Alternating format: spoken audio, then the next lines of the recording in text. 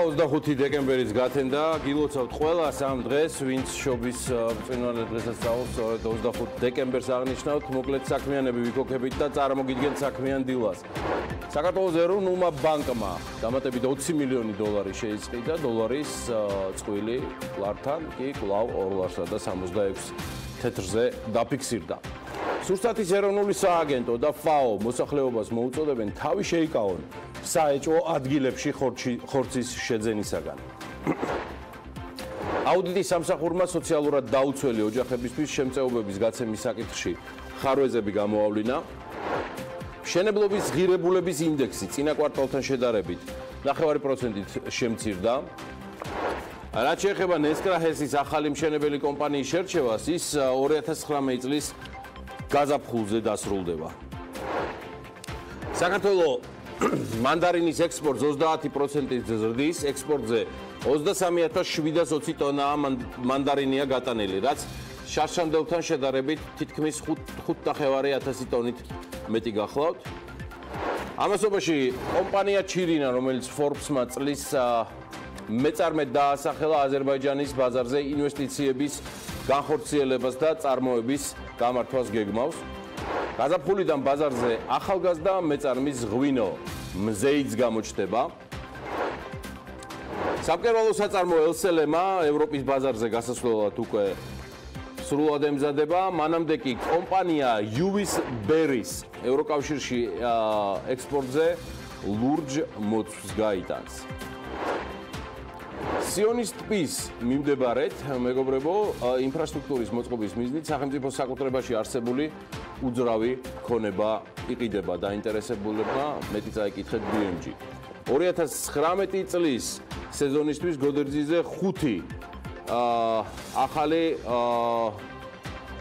ახალი უკაცრავად 5 არა, ჯერჯერობით 1, მაგრამ მაინც 5 ვარსკვლავიანი სასტუმრო გაიხსნა. სასტუმრო ბორჯომი ლიკანის მართვას კი მერიოტი განახორციელებს სვის ჰოტელისა და მარიოტს შორის არჩევანი სწორედ მარიოტის ბრენდზე შეჩერდა.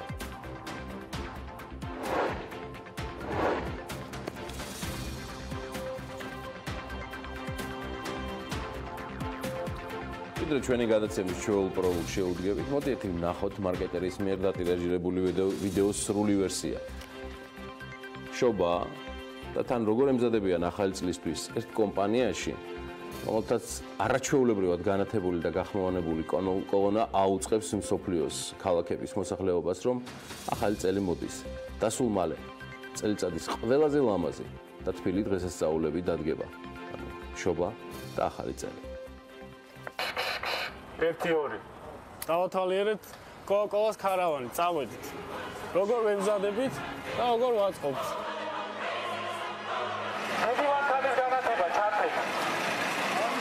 პირველად იყო ქარავნის შემადგენელი მანქანების რაოდენობა იყო 3. მას შემდეგ ყოველწლიურად ვამვითარებთ, მანქანების დაუმატეთ, რომ რამოდენიმე თვით ადრე ვიწყებთ სამზადის, ვცდილობ რომ განსხვავებული იყოს ყველასგან და არ იყოს ერთფეროვანი ყოველწელს ჩვენი ქარავანი. სალამი გმირებს. ერთი და იგივე ემოცია აქვს ყველა ადამიანს ამის დანახვაზე. ბედნიერება, სიყვარული, სიხარული და დადებითი ემოცია მოდის მუდამ ჩვენთან.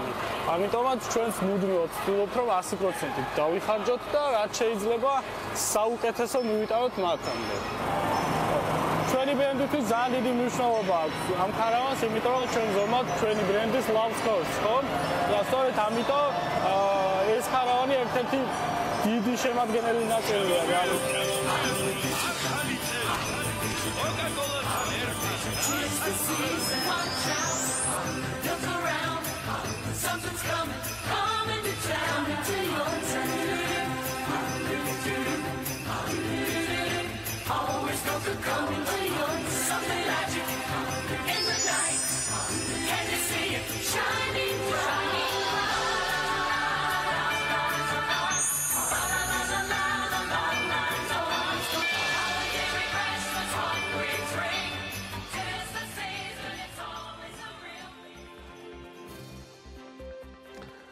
დიახ, ეს კოლონა და კოკაკოლას არაჩვეულებრივი გუნდი რო გამოჩნდება ქალაქებში, ეს უკვე ნამდვილად იმის გარანტია არის, რომ ახალი წელი და შობა დგება.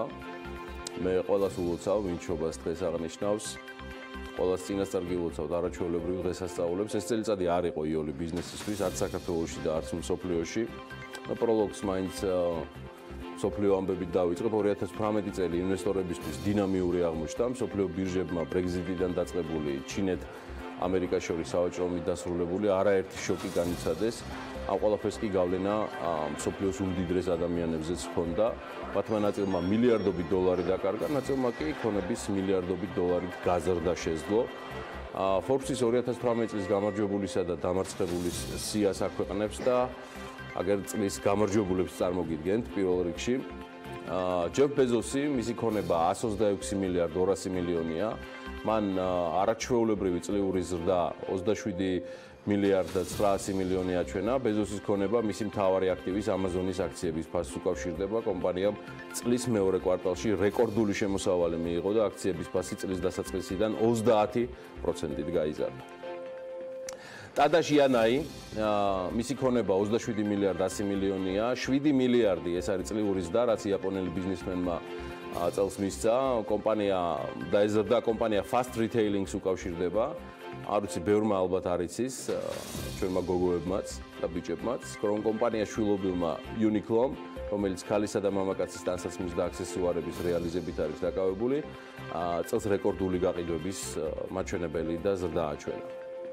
მესამე ადგილზე ვაგით ალეკპეროვია, მისი ქონება 20 მილიარდ დოლარს უახლოვდება, წლიური ზრდა, რომელიც ალეკპეროვმა აჩვენა 4 მილიარდ 600 მილიონია. ლუკოილის გენერალური დირექტორის ქონების ზრდა ნავთობისა და ბუნებრივი გაზის ფასების ცვლილებას და შესაბამისად რუბლის პერიოდულ დასუსტებას უკავშირდება, მისი დამსახურებითაც კომპანიის აქციების ფასი 29%-ით არის გაზრდილი. აი წლის დამარცხებულებში კი ავანგარდშია მარკ ცუკერბერგი, მისი ქონება 52.5 მილიარდი დოლარია და მან 2018 წელს ყოველ შემთხვევაში ამ დარჩენილ კვირას თუ არ ჩავთვლით 18 მილიარდ 700 მილიონი წააგო.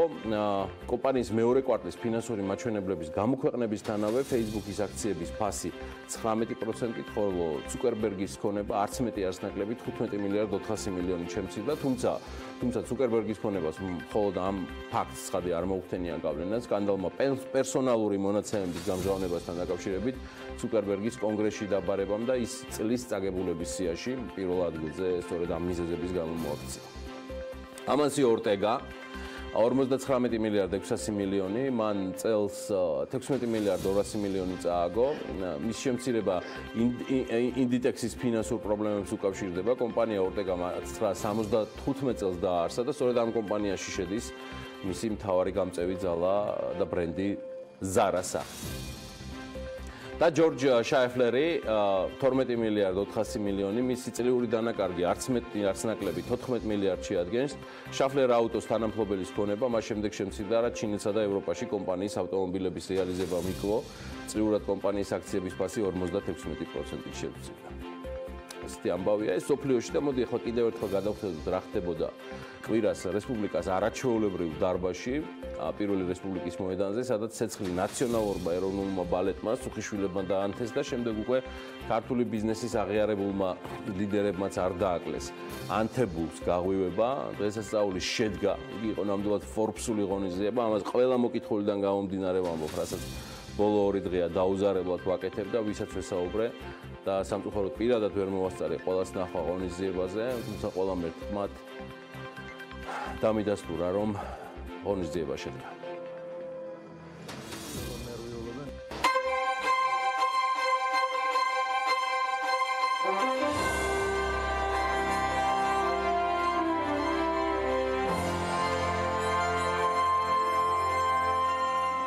Orientes 18 წლის Forbes Women-ი ირმა ხეცურიანი. Forbes entrepreneur-ი რევაზ ვაშაკიძე კომპანია ჩირინა. Forbes Social Impact-ი გიორგი რამიშვილი, Silk Road ჯგუფი. Forbes პარტნერი კომპანია დირსი, ბესო ჯიქურაული. Forbes სტარტაპი კომპანია პალატაინი, არჩილ ჭეიშვილი. Forbes ჯორჯიამ 2018 წლის გამორჩეული ბიზნესები უკვე დაასახელა. ბიზნესმენებს ყველა სფეროდან ერთ სივრცეში თავი მსოფლიოს ყველაზე გავლენიანმა ბიზნეს ჟურნალმა Forbes-მა მოუყარა. საღამო ამჯერად სუხიშვილების ნაციონალურმა ბალეტმა გახსნა.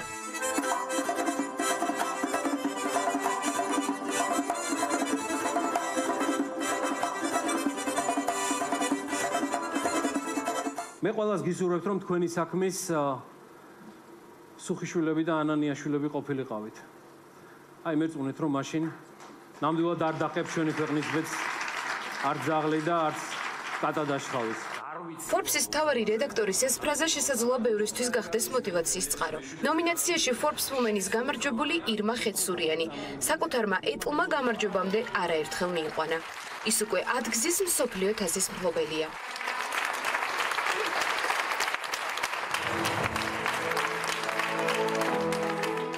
როცა რამდენჯერმე მოიგებ, მერე უფრო და უფრო მეტის მოთხოვნილება გიჩნდება. გარშემო ყველა ჩემგან მოგებას ელის. დამიმძიმდა მხრები ამ ხელა პასუხისმგებლობისგან. დღეს კი კიდევ ერთი გამარჯვების მომსწრია და ემოციებსაც არ მალავს. უკვე ძალიან საპასუხისმგებლო ტიტულია და ჩემს ტიტულებს შორის დაიკავებს განსაკუთრებულ ადგილს. მნიშვნელოვანია, რა თქმა უნდა, Forbes-ის 2018 წლის ტიტულოვანი გოგო იყო ნამდვილად მნიშვნელოვანი. გიორგი რამიშვილს თხოვს სცენაზე. Forbes-ის დაჯილდოების ცერემონიალზე Forbes Social Impact-ის ნომინაციაში კომპანიას ლქნედმა გაიმარჯვა. მართლა გითხრათ არ ველოდებოდი და ეს ძალიან სასიამოვნოა და ორმაგად სასიამოვნოა ჩემთვის რომ აი ზუსტად ამ ნომინაციაში მივიღეთ იმიტომ რომ ჩემი აზრით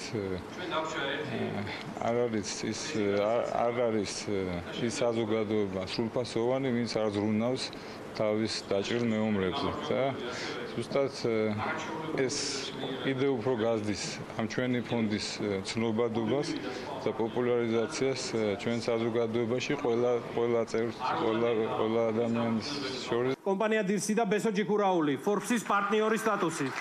საცხოვრებელი კომპლექსი, რომელიც ერთგვარი ქალაქია, ეს დილსია. ქალაქში კონცეფციის მქონე დეველოპერული კომპანია დილსი 2018 წლის Forbes-ის პარტნიორი გახდა. კომპანიამ შეძლო და გაყიდვების ზრდასთან ერთად თავისი საცხოვრებელი კომპლექსი მაქსიმალურად მომხმარებლის საჭიროებებზე მორგებული გახადა. სამომავლო გეგმებიც ვრცელია.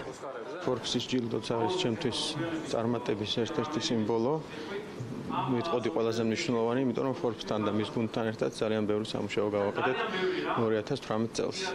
Forbes-ის 2018 წლის სტარტაპის ნომინაციაში პალატაინ ანალიტიქსმა და მისმა დამფუძნებელმა არჩილ ჭეიშვილმა გაიმარჯვა, რომელსაც არა მარტო საქართველოში, არამედ მის საზღვრებს გარეთაც კარგად იცნობენ.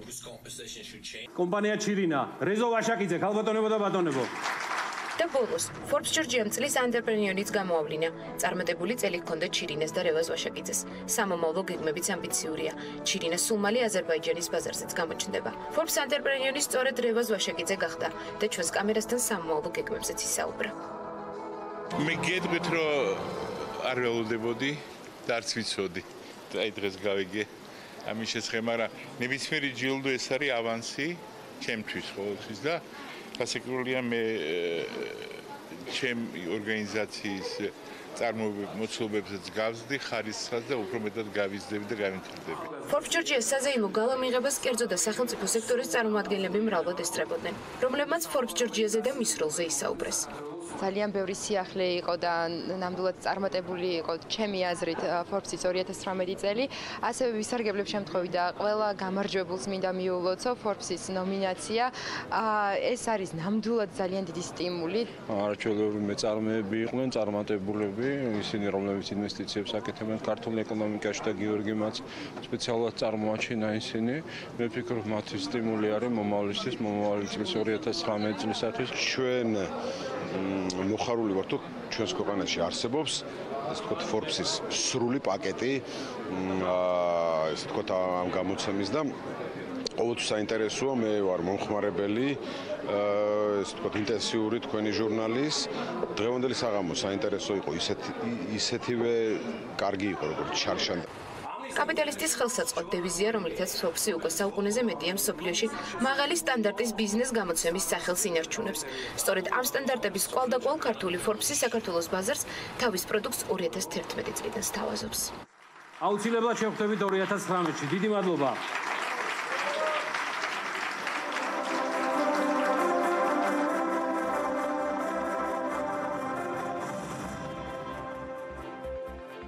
ორიოთ სიტყვით კიდევ მინდა გითხრათ გამარჯვებულებზე. Forbes Women-ი საქართველოს პარამოფარიკავებთა ნაკრების ლიდერი ირმა ხეცურიანია. ადამიანი, რომელიც 2017 წელს იყო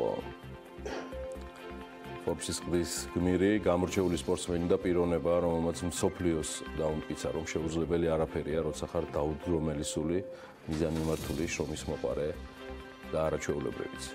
ეს ირმა ხეცურიანის სინონიმებია. Forbes Entrepreneur 2018 წელი კი კომპანია ჩირინას ერგო, მისი დამფუძნებელი რევაზ ვაშაკიძე, ბატონი რეზო დღეს იქნება ჩვენი გადაცემის სტუმარი, ის ჩვენი გამორჩეული რესპონდენტია, რომელმაც უმნიშვნელოვანესი პროექტები ამოქოქა საქართველოში. საერთო ჯამში ინვესტიციები $100 მილიონ აღემატება და როგორც დამსახურებულად მოიხსენიებს მას ჩვენი საქმიანების ავტორი. მანა მანჯგალაძე სულ რაღაც 20-30 კილომეტრში თბილისიდან ნებისმიერ ვინც მოახერხებს შეგიძლიათ დაწმუნდეთ უმაღლესი ევროპული ხარისხის წარმოებაში და სტანდარტებში, რომელიც გასტა როგორც ბრენდი საქართველოს სახელს და ბიუბი უკვე აზერბაიჯანსაც ამარაგებს ქათმის ხოცით. როგორც გუშინ Forbes-ის ლევანდელმა გამარჯვებულმა მეწარმემ მოგვახსენა, ის უკვე გეგმავს, რომ წარმოება აზერბაიჯანშიც გახსნას უახლოეს მომავალში. Forbes პარტნერის ნომინაციაში გამარჯვებული კომპანია დირსია და მისი აღმასრულებელი დირექტორი ბესო ჯიგურაული. გარდა იმისა, რომ ბესო ჩვენი პარტნიორია, ის მრავალი წლებია ბევრ პრობლემურ პროექტს ხელმძღვანელობს საქართველოში და კრიზის მენეჯმენტის და მართვის ერთ-ერთი თვალსაჩინო წარმომადგენელია. გარდა იმისა, რომ ბესო ჯიგურაულმა თავის არაჩვეულებრივ გუნდთან ერთად მოახერხა და გაყიდვებში სრულიად არაჩვეულებრივი შედეგები დადო, დირსმა სრულად დაიბრუნა ინფრასტრუქტურული და არქიტექტურული მიზიდველობა და დაუბრუნა საქართველოში ინვესტიციებისადმი რწმენა დირსის დამფუძნებელს და საქართველოსთვის ერთ-ერთ ყველაზე მნიშვნელოვან და მსხვილ ინვესტორს შაჰინ მოუსუმოვს. ბესო ჯიგურაულს და მის გუნდს მინდა წარმატებები უსურვო 2019 წელსაც და ყველას გისურვებთ ისეთ პარტნიორებს, როგორიც არის ბესო ჯიგურაული, ქეთი ფაჩულია და სხვები. დიდი მადლობა ყველასთან. Forbes Startup-ის 2018 წლის ნომინაციაში პალატაინ ანალიტიკსმა და მისმა დამფუძნებელმა და დირექტორმა არჩილ ჭეიშულმა გაიმარჯვა. მე მგონია ჯერ ბოლომდეც ვერ შეუტყვი, არა, მე გავაგებინე უკვე ეს ამბავი. ეს ყველაფერი მალე იქნება მისთვის ხელმისაწვდომი სხვათა შორის პრიზთან ერთად, რომელიც გამორჩეულ ახალგაზრდა ენტერპრენერს საქართველოში თბილისში ელოდება.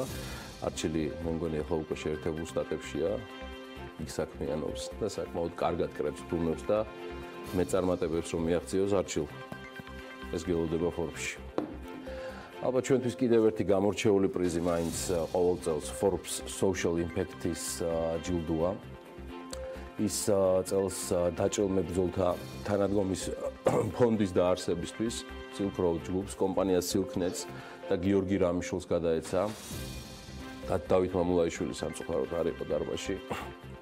საქმე, რომელიც გიორგი რამიშულმა, დათო მამულაიშვილმა და სხვებმა მოკიდეს ხელი გადაჭარბების გარეშე, შემიძლია ვთქვა, რომ სრულიად უნიკალური და უპრეცედენტოა. ადამიანები, რომელთა ღვაწლი სამშობლოს წინაშე ხშირად მივიწყებულია საზოგადოების მიერ, აი ამ კონკრეტული ფონდის და მისი დამფუძნებლების და პარტნიორების მიერ არის სრულად დაფინანსებული, მათ უკვე მიბაძეს და უერთდებიან საქართველოს ბიზნეს კომპანიებიც, იგივე ბოლო სამუშაო საუზმეზე. დავით ბეჟუაშვილი და მისი ფონდი გამოჩნდნენ კონტრიბუტორთა შორის სხვა ქართულ კომპანიებთან ერთად. მე განსაკუთრებით ამაყი ვიყავი, როცა ამ ფონდის საქმიანობის შესახებ დეტალური ინფორმაცია შევიტყვე, ამიტომ როგორც ჩვენს დაჭრილ მებრძოლებს და მეომრებს ჭირდებათ დახმარება და გვერდჩიდგომა, ასევე საჭიროა ქართული და საერთაშორისო საზოგადოება იცნობდეს იმ ქართულ ბიზნესმენებს და აფასებდეს, რომლებიც სრულიად მოუანგაროთ უდგანან გვერდში ადამიანებს, რომელთა გარეშეც არც Forbes-ი არსებობდა საქართველოში, არც ქართული ბიზნესი და ეკონომიკა განვითარდებოდა და საერთოდ კაცმა არ იცის გვექნებოდა თუ არა ქვეყანა. ეს ცალსახად ჩვენი ჯარისკაცების და ჩვენი მეომრების დამსახურება. ეს ღონისძიება შედგა 23 დეკემბერს. Forbes-ის ღონისძიებაზეა საუბარი, ანუ კვირა დღეს. და ამ დღეს კიდევ ერთი თარიღი იყო, რომელიც გამომრჩა სხვათა შორის გამომრჩა საიმისოდ, რომ მეხსენებინა ინგლისურენოვანი Forbes-ის საახალწლო გამოცემის ყდაზე კომპანია BLC-ის მმართველი პარტნიორი ალექსანდრე ბოლქვაძეა. ალეკოს მინდა განსაკუთრებული წარმატებები უსურვო გამორჩეულ კომპანიასთან და პარტნიორებთან ერთად. ალეკოს დაბადების დღე იყო 23 დეკემბერს და აგერ გაცილებით დიდი აუდიტორიის წინაშე ულოცავ მას დაბადების დღეს ვასწორებ შეცდომას გადატვირთული გრაფიკის გამო, რაც 23 დეკემბერს მოხდა. მოკლედ მადლობა მას, რომ მუდმივად მხარში უდგას BMG-ს გუნდს და ყოველთვის მზად არის თავისი კომპეტენტური თამამი მოსაზრებები დაუფარავად გაანდოს საზოგადოებას იმ გადაუდებელი აუცილებლობების შესახებ, რაზეც ხშირად საუბრობს ჩვენს ეთერებში და ამჯერად უკვე ჩვენ საუბრობთ მასზე Forbes-ში. წარმატებები ალეკო ბოლქვაძეს და წარმატებები მას ბიზნესში და პროფესიულ სხვა საქმიანობაში. და სიახლე ჯერჯერობით ანონსი, თუმცა იმედია ეს მალე იქცევა რეალობადაც. ამ ანონს ინფორმაცია საქართველოს საპარტნიორო ფონდის დირექტორი დავით საგანელიძე ავრცელებს. კომპანია Boeing-ი და სამოქალაქო თვითმფრინავების კომპოზიტური ნაწილების მწარმოებელ ქარხანას ATC-ს შორის რამდენიმე მილიონი დოლარის ღირებულების შეკვეთაზე მოლაპარაკებები მიმდინარეობს. საგანელიძეს თქმით, კონტრაქტი უახლოეს მომავალში გაფორმდება და რამდენიმე მილიონი დოლარის ღირებულების პროდუქციას Boeing-ი მომავალი წლის ბოლომდე უკვე მიიღებს. მე მგონი არავისთვის ღირს შეხსენებათ, მაგრამ ჩვენ საზოგადოებას ეს ხშირად სჭირდება, რომ საუბარია საწარმოზე, რომელიც საქართველოში კომპოზიტური მასალებისგან სამოქალაქო თვითმფრინავის ნაწილებს, მათ შორის თვითმფრინავის კარებებს, აეროდინამიკურ ზედაპირებს, საკონტროლო პანელებს ამზადებს. საპარტნიორო ფონდმა და ისრაელის კომპანიამ Elbit Cyclone-მა საქართველოში ერთობლივი საწარმო ATC დააბუძნეს, რაშიც 93 მილიონი დოლარის ინვესტიცია არის ჩადებული. საპარტნიორო ფონდის კიდევ ერთ პროექტზე კი ასეთი ამბავია, სასტუმრო ბორჯომილი კანის მართვას მარიოტი განახორციელებს. კომერსანტმა გაავრცელა გუშინ ეს ინფორმაცია. სვის ჰოტელსა და მარიოტ შორის არჩევანი ამ უკანასკნელზე შეჩერდა. შეგახსენებთ, რომ სასტუმრო ლიკანში საპარტნიორო ფონდმა ყაზმუნაიგაზ ის თავის დროზე ყაზმუნაიგაზ სერვისთან ერთად ააშენა, თუმცა 2018 წლის ზაფხულში ქართულმა მხარემ ყაზახი პარტნიორებისგან სრულად გამოისყიდა 50%-იანი წილი და როგორც ამბობენ ძალიან სარფიანათაც სასტუმროს მართვას თავდაპირველად რიქსოსი ახორციელებდა, რომელმაც სტრატეგია შეცვალა და შავი ზღვის კურორტებისკენ გადაინაცვლა, იქითკენ აიღო აქცენტირება, შედეგად საქართველოში ლიკანისა და თბილისის პროექტები დატოვა. ამასობაში ლონდონის საფონდო ბირჟაზე დალისტული ქართული ფასიანი ქაღალდები გასულ კვირასაც არ გამოსულან წითელი ზონიდან გაიაფება იყო. გამონაკლისი სხვა შორის ჯორჯია კაპიტალია. გალტენტაგარტის ანალიტიკით BGO ვაჭრობდა 573,000 აქცია ნავაჭრი. და საუბარი არის 13,300 და 13,86 დიაპაზონში. გარიგებები ასევე დაიდო საინვესტიციო ჯორჯია კაპიტალის მიერ 120,000 აქციაზე, სასესიო კვირას TBC 177,000 აქციაზე მეტი გაყიდა. შეეხება საქართველოს ჯანდაცვის ჯგუფს, აქ ნავაჭრია 87,000 ფასიანი ქაღალდი და სასესიო კვირა დახურული არის 2,800 უკაცრავად 2,800 ფუნტ სტერლინგის დიაპაზონში. კარგი, მოდი გადავიდეთ სხვა ამბებზეც. თბილისის მერია მეგობრებო ელიავას ბაზრობის აკადემ ქალაქისა და ორთაჭალის ბაღების განვითარების გეგმებთან დაკავშირებით გადაწყვეტილებას სულ რამდენიმე დღეში მიიღებს და გაასაჯაროებს კიდეც. სახელმწიფო აუდიტის სამსახურმა სოციალურად დაუცველი ოჯახებისთვის საარსებო შემწეობის გაცემის საკითხთან მიმართებაში ხარვეზები გამოავლინა. კომპანია რევერსის დამფუძნებელი კი მახას ცისკარიშვილი ეს საუბარია გამოგონებაზე და კონსტრუქციაზე, რომელიც პარკირებას ეხება, იგი მთავრობას დახმარებას თხოვს.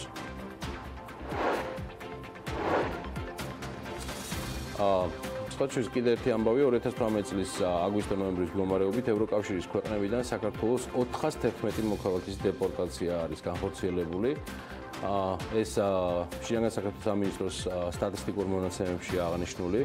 საქართველოს ყველაზე მეტი 152 მოქალაქის დეპორტი გერმანიიდან მოხდა, მეორე ადგილს იკავებს ავსტრია 74 მოქალაქით, ხოლო მესამე ადგილს საფრანგეთი 70 მოქალაქით. აი რაც შეეხება შენგენის ზონის ქვეყნებში საქართველოს მოქალაქეების არ შეშვების მონაცემებს, აგვისტო-ნოემბრის მდგომარეობით უარი საქართველოს 603 მოქალაქეს ეთქვა. საქართველოს ყველაზე მეტი მოქალაქე იტალიაში, გერმანიასა და კვიპროსში არ შეუშვეს 158, 69 და შესაბამისად 59. მოკლედ შესაძლოა ინფორმაციით უვიზო რეჟიმის შემოღებიდან დღემდე შენგენის ზონაში 335,000-ზე მეტმა მოქალაქემ 550,000-ზე მეტი ვიზიტი განახორციელა.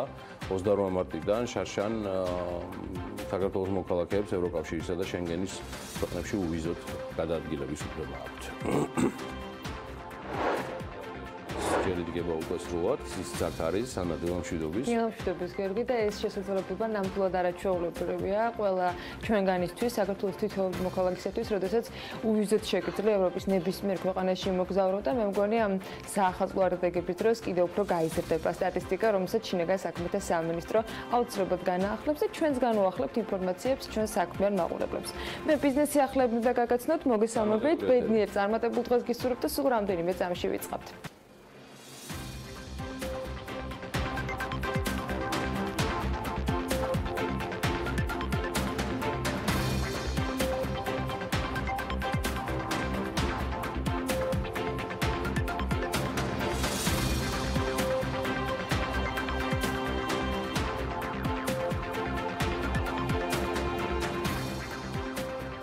სურსათის ეროვნული სააგენტო და FAO მოსახლეობას საეჭვო ადგილებში ხორცის შეძენისაგან თავის შეკავებას ურჩევენ.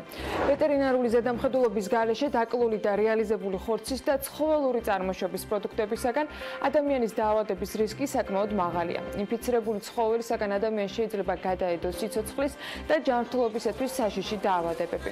სურსათის და სოფლის მეურნეობის ორგანიზაციის განცხადებით, ახალი წლის დღეებში ხორცის პროდუქტების მოხმარება იმატებს, გაზრდილი მოთხოვნის ფონზე კი ხშირად ხორცის რეალიზება არა კეთილსაიმედო გარემოში ხდება, სადაც არ არის დაცული შენახვის პირობები. უცნობია ხორცის წარმომავლობა და საქონლის დაკლის ადგილი. რომანკაკულია საბაჟო კოდექსის შესატანცრულებებთან დაკავშირებით მთავრობას მიმართავს მოუწოდებ მთავრობას ცოტა მაღალი პასუხისმგებლობით მიუდგეს ამ გადაწყვეტილებაც, როდესაც მას ასეთი ტიპის თხოვნა აქვს დეპუტატების მიმართ, ამბობს დარგობრივი ეკონომიკისა და ეკონომიკური პოლიტიკის კომიტეტის თავმჯდომარე. კანონპროექტი პირველი მოსმენით განიხილა და მხარი დაუჭირა კომიტეტმა და რომანკაკულია განმარტავს, რომ მან ახალ საბაჟო კოდექსს პირველი მოსმენით მხარი იმიტომ დაუჭირა, რომ მთავრობის მხრიდან თხოვნა იყო არ შეფერხებულიყო განხილვა. იმასაც ამბობს, რომ დოკუმენტი მეტ განმარტებას საჭიროებს მისი მიღების დაჩქარების აუცილებლობის ნაწილში.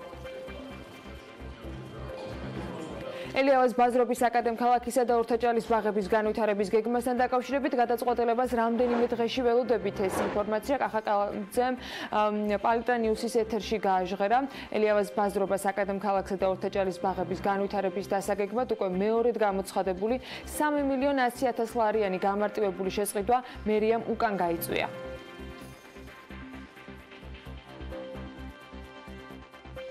საქართველოდან მანდარინის ექსპორტი 30%-ით არის გაზრდილი გარემოს დაცვის და სოფლის მეურნეობის სტატისტიკით ექსპორტზე 23.720 ტონა მანდარინია გატანილი შარშანდელთან შედარებით. ეს თითქმის 5.500 ტონით მეტია. ნარინჯისფერი რთველი დასკვნით ფაზაშია აჭარაში გადასული და არა მხოლოდ აჭარაში, წლევანდელი მოსავალი კი, როგორც ექსპერტები ამბობენ, ერთ-ერთი საუკეთესოა. ძირითადი საექსპორტო ქვეყნების ჩამონათვალს რაც შეეხება, ლიდერობას რუსეთი კვლავ არავის უთმობს, მას უკრაინა მოყვება და შემდეგ არის სომხეთი, ყაზახეთი, უზბეკეთი, ბელორუსია, ყირგიზეთი და ლატვია. მშენებლობის ღირებულების ინდექსი წინა კვარტალთან შედარებით 9% არის შემცირებული. საქსტატის ინფორმაციით ცვლილება ძირითადად განპირობებული იყო სამეწარმეო სფეროში მშენებლობის დარგში დაქირავებით დასაქმებულთა საშუალო თვიური ნომინალური ხელფასის 2.5%-იანი კლებით, რამაც 68% პუნქტით ზეგავლენა მოახდინა მთლიან ინდექსზე.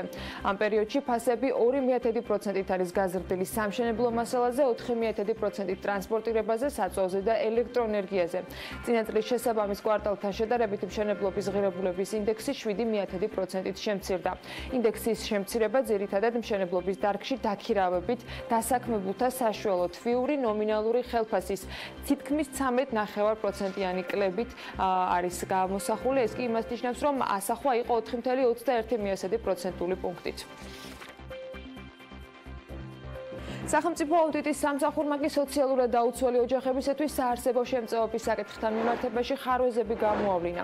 კერძოდ, სახელმწიფო აუდიტის სამსახურმა სოციალურად დაუცველი ოჯახებისათვის საარსებო შემწეობის ადმინისტრირების ინფორმაციული სისტემის ეფექტიანობის აუდიტი ჩაატარა და ამის შედეგად დადგინდა, რომ სააგენტოს ინფორმაციული სისტემა ვერ უზრუნველყოფს ბუნებრივი არის მოხმარების და განათლების დონის მაჩვენებლების დადგენას, ასევე პრობლემურია სარეიტინგო ქულის გამოთვლის პროცესში ერთ-ერთი მნიშვნელოვანი კომპონენტის ბენეფიციარების ბენეფიციარის ასაკის განახლება. გარდა ამისა, ანგარიში ვკითხულობთ, რომ საარსებო შემწეობის პროგრამის ფარგლებში სააგენტოს კონტროლის დეპარტამენტმა დააფიქსირა ბენეფიციარებზე საბიუჯეტო სახსრების ზედმეტი გადარიცხვის ფაქტები.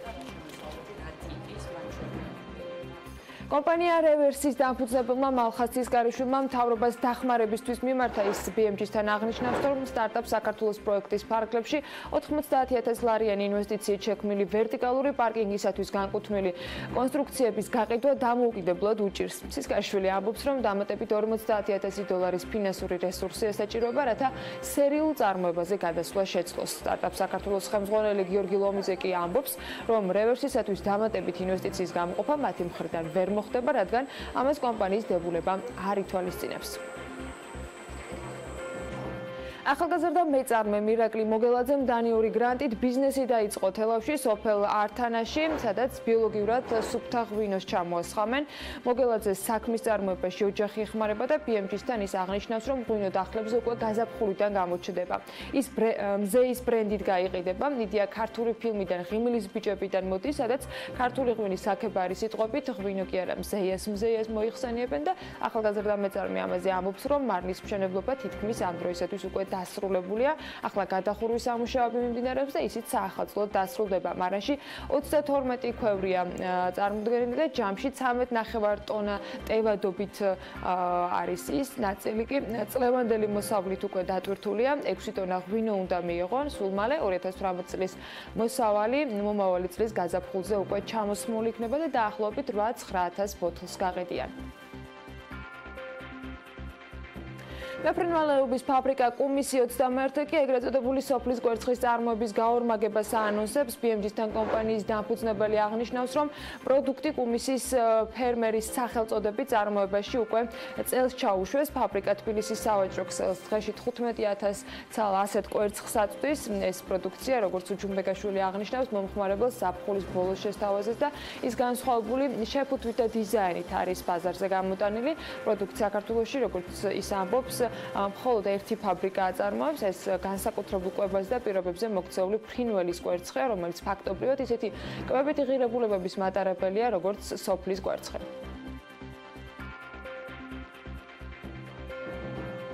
ნაგლავ მშენებლობის ინდექსს უბრუნდებით, რომელთან დაკავშირებითაც თათია ჩაფიჩაძემ მცირე გრაფიკული სიუჟეტი შეგვიკრა. უნდა აღვნიშნოთ, რომ 2018 წლის მესამე კვარტალში მშენებლობის ღირებულების ინდექსი 9% არის შემცირებული, რაც როგორც გითხარით, დასაქმებულების თვიური ხელფასის კლებით არის განპირობებული.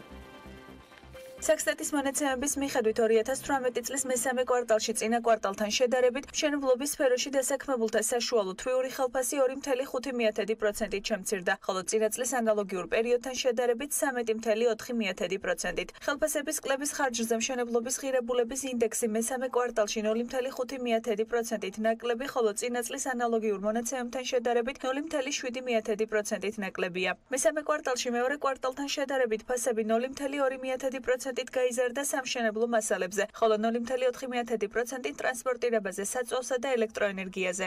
რაც შეეხება წინა წლის მონაცემებს 2018 წელს 2017 წლის მესამე კვარტალთან შედარებით სამშენებლო მასალების ფასები 6%-ით არის მომატებული. საწვავისა და ტრანსპორტირების ხარჯები 5.4%-ით, ხოლო მანქანა-დანადგარების დანახარჯებში ზრდა 0.6%-ია. მშენებლობის ღირებულების ინდექსში კლება მხოლოდ დასაქმებულების თვიურ ანაზღაურებაში ფიქსირდება. ამინდის პროგნოზის სპონსორია SEU Development.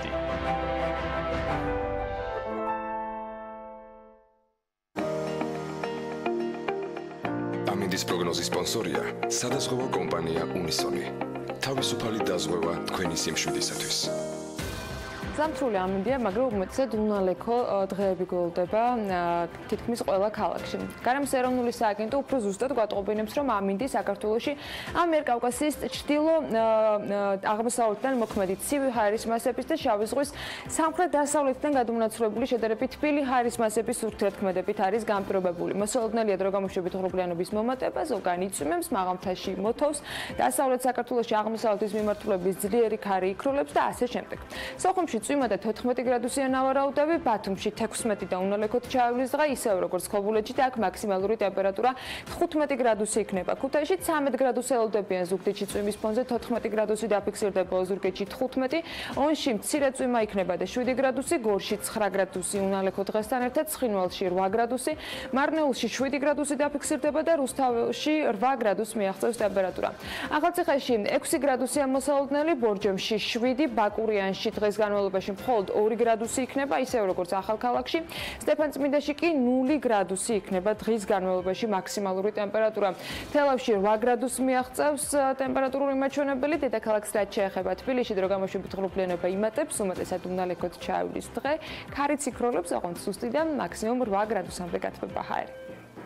ესეთი ამინდი გელოდება დღეს 25 დეკემბერს, ეს სწორედ ის დღეა, როცა ქრისტიანული სამყარო საკმაოდ დიდი ნაწილი ღვთისმშობლის დღესასწაულს აღნიშნავს და სწორედ 25 დეკემბრიდან იწყება იდეაში საახალწლო დღეების ათვლაც. 2019-იც მალე მოვა და დამდეგის შესახვედრად ტრადიციულად განსაკუთრებულად ემზადებიან კიდევ ერთი ჩვენი პარტნიორები, ბიზნეს ლიდერთა ფედერაცია ქალები მომავლისთვის, სადაც 2019 წლის არ ვიცი, ყველა დღეს თინათინ ცხადაძის ნამუშევრებით გაფორმებული კალენდრით შეხვდებიან. ქართული მუქი ჰქვია ქართულად სერიას და როგორც თავად მხატვარი ამბობს, ეს სიტყვები იმ მარადიულობის გამომხატველიც არის, რომელიც ჩვენ გვახასიათებს და ეთნიკურად სულ მოყვება. მაგრამ ბევრი მესაუბრა ამ თემასთან დაკავშირებით. თეა გოგუაძეც შეხვედრისას და მინდა რომ ამ ვიდეოთიც დათქმეთ.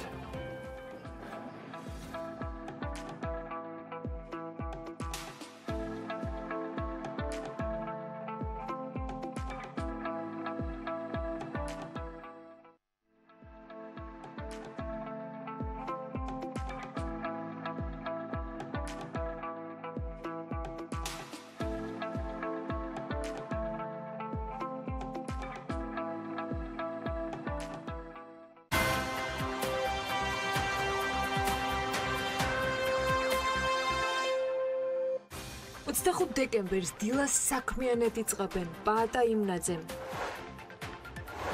გოგა მელიქიძემ, ანზორ მანწკავა,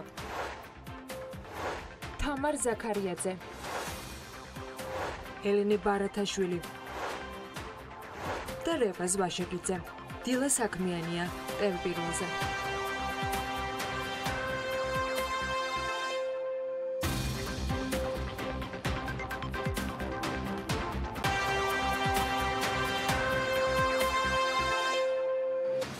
სეზონზე გავრცელებული ვირუსების უმრავლესობა H1N1 ანუ იგივე მღორის გრიპია. დაავადებათა კონტროლის ეროვნული ცენტრის ინფორმაციით, გრიპის ვირუსით დაავადებულთა რიცხვი მზარდია. არსებობს თუ არა ეპიდემიის საფრთხე და როგორ უნდა დავიცვათ თავი? დეტალებით ახლა სტუმართან ერთად თათია ჩაფიჩაძე გვერდება. თათია, დილა მშვიდობის. დილა მშვიდობის, პაატა იმნაძე დაავადებათა კონტროლის ეროვნული ცენტრის სამეცნიერო საბჭოს თავმჯდომარე იმყოფება ჩვენთან ერთად. მოგესალმებით ბატონო პაატა, საკმაოდ მაღალია გავრცელების მაჩვენებლები. გასული კვირის მონაცემებს თუ შევხედავთ, იყო 185,000 მოსახლეც და როგორც ჩვენ საუბრობდით, მონაცემები კიდევ გაიზარდა მიმდინარე კვირაში. რომ გითხრათ დღესდღეობით რამდენი ავადობის მაჩვენებელი და რეალურად არსებობს თუ არა ამ დროისთვის ეპიდემიის საფრთხე? 221-ია დღეს 100,000 მოსახლეზე მიმართვიანობა. ეპიდემიური ზღვარი საქართველოსთვის ბოლო წლებში არის 450-500 100,000 მოსახლეზე, მაგრამ ნუ ახლა ეს იმას შეღავოთ არ აძლევს, ასე ვთქვათ, ვინც უკვე ავად არის. ალბათ კიდევ ეს კვირაც მატება იქნება, მე ველოდებით რომ უნდა შემცირდეს. ყოველ შემთხვევაში, შაშანდებთან შედარებით, რა თქმა უნდა, გაცილებით მეტია წელს ავადობა, დაახლოებით ისეთივეა, როგორც შაშანდელ სეზონზე მქონდა. სად არის ყველაზე მაღალი მაჩვენებელი, რომელ რეგიონებში ფიქსირდება? ქალაქებში, დიდ ქალაქებში, თბილისში, პირველ რიგში და შემდეგ ქუთაისი, თქვათ, ბათუმი. დანარჩენი სოფელ ადგილებში არის, რა თქმა უნდა, იქაც, მაგრამ ასეთი ინტენსივობით არა. რამ გამოიწვია, როგორია თქვენი შეფასება წელს რა იყო, თქვათ, შედარებით გაზრდილი მაჩვენებლების, ავიცით რომ ბოლო წლებში ასეა თუ ისე ესეთი ამ ტიპის მასშტაბები არის? ნუ ამისი გამოთვლა ძალიან ძნელია ხოლმე, მაგრამ ჩვეულებრივ, როდესაც H1N1-ია ცოტა უფრო მაშინ ინტენსივობა მეტია ხოლმე თქვა ავადობის, ვიდრე თქვა H3N2 ან B ტიპის ვირუსი, როდესაც ცირკულირებს ძირითადად ხოლმე. წელს უკვე ითქვა ეს, რომ ძირითადად ანუ დღეს ვისაც გრიპი აქვს, პრაქტიკულად ყველას აქვს H1N1, სულ ძალიან ცოტა არის, რამოდენიმე პროცენტია თქვა, ვისაც აქვს H3N2. რა სიმპტომების გამოვლენისას უნდა მიმართოს აუცილებლად ექიმს ჩვენს მაყურებელს კიდევ ერთხელ რომ მოუწოდეთ და პირველ რიგში ვიტყვი რომ აი პაციენტისთვის არავითარი მნიშვნელობა არ აქვს თქვა H3 დაემართება თუ H1 დაემართება ანუ A ტიპის სხვადასხვაობა არის ეს თუ B ტიპის ვირუსი პაციენტს დაემართება გრიპი გრიპის სიმპტომები ყველას ჰქონია ცხოვრების მანძილზე ზოგს არაერთხელ, იმიტომ რომ გრიპს აქვს ცუდი ეს რომ გარდა იმისა რომ ეს ვარიანტებია რაც მე ვთქვი კიდე ცოტა იცვლება ხოლმე ყოველწლიურად. იწყება მაღალი ტემპერატურა, თუ ეცარი, თავის ტკივილი, კუნთების ტკივილი, ყელის ტკივილი და ნუ შეიძლება იყოს ყველა კიდე. და ამ შემთხვევაში ეს არის აუცილებელი წინაპირობა იმისა, რომ ექიმს მიმართოთ და მიიღოთ შესაბამისი. თამასაც თავისი თქვა წესები აქვს, თქვა ბავშვს თუ აქვს 38.5 და მეტი ტემპერატურა ერთი დღის განმავლობაში აუცილებლად უნდა ნახოს ექიმმა, იგივე ეხება ორ სულსაც. დანარჩენები, თქვა მოზრდილებში თუ 38.5-ზე მეტი ტემპერატურა 3 დღე გრძელდება, აუცილებლად იმანაც უნდა მიმართოს ექიმს და დაუყოვნებლივ ექიმთან მიმართვა, თუ ნახველში გაჩნდება, თქვა ცოტა მაინც სისხლი, ან ესეთ ჩირქის, თქვა შესახედაობა ექნება ნახველს.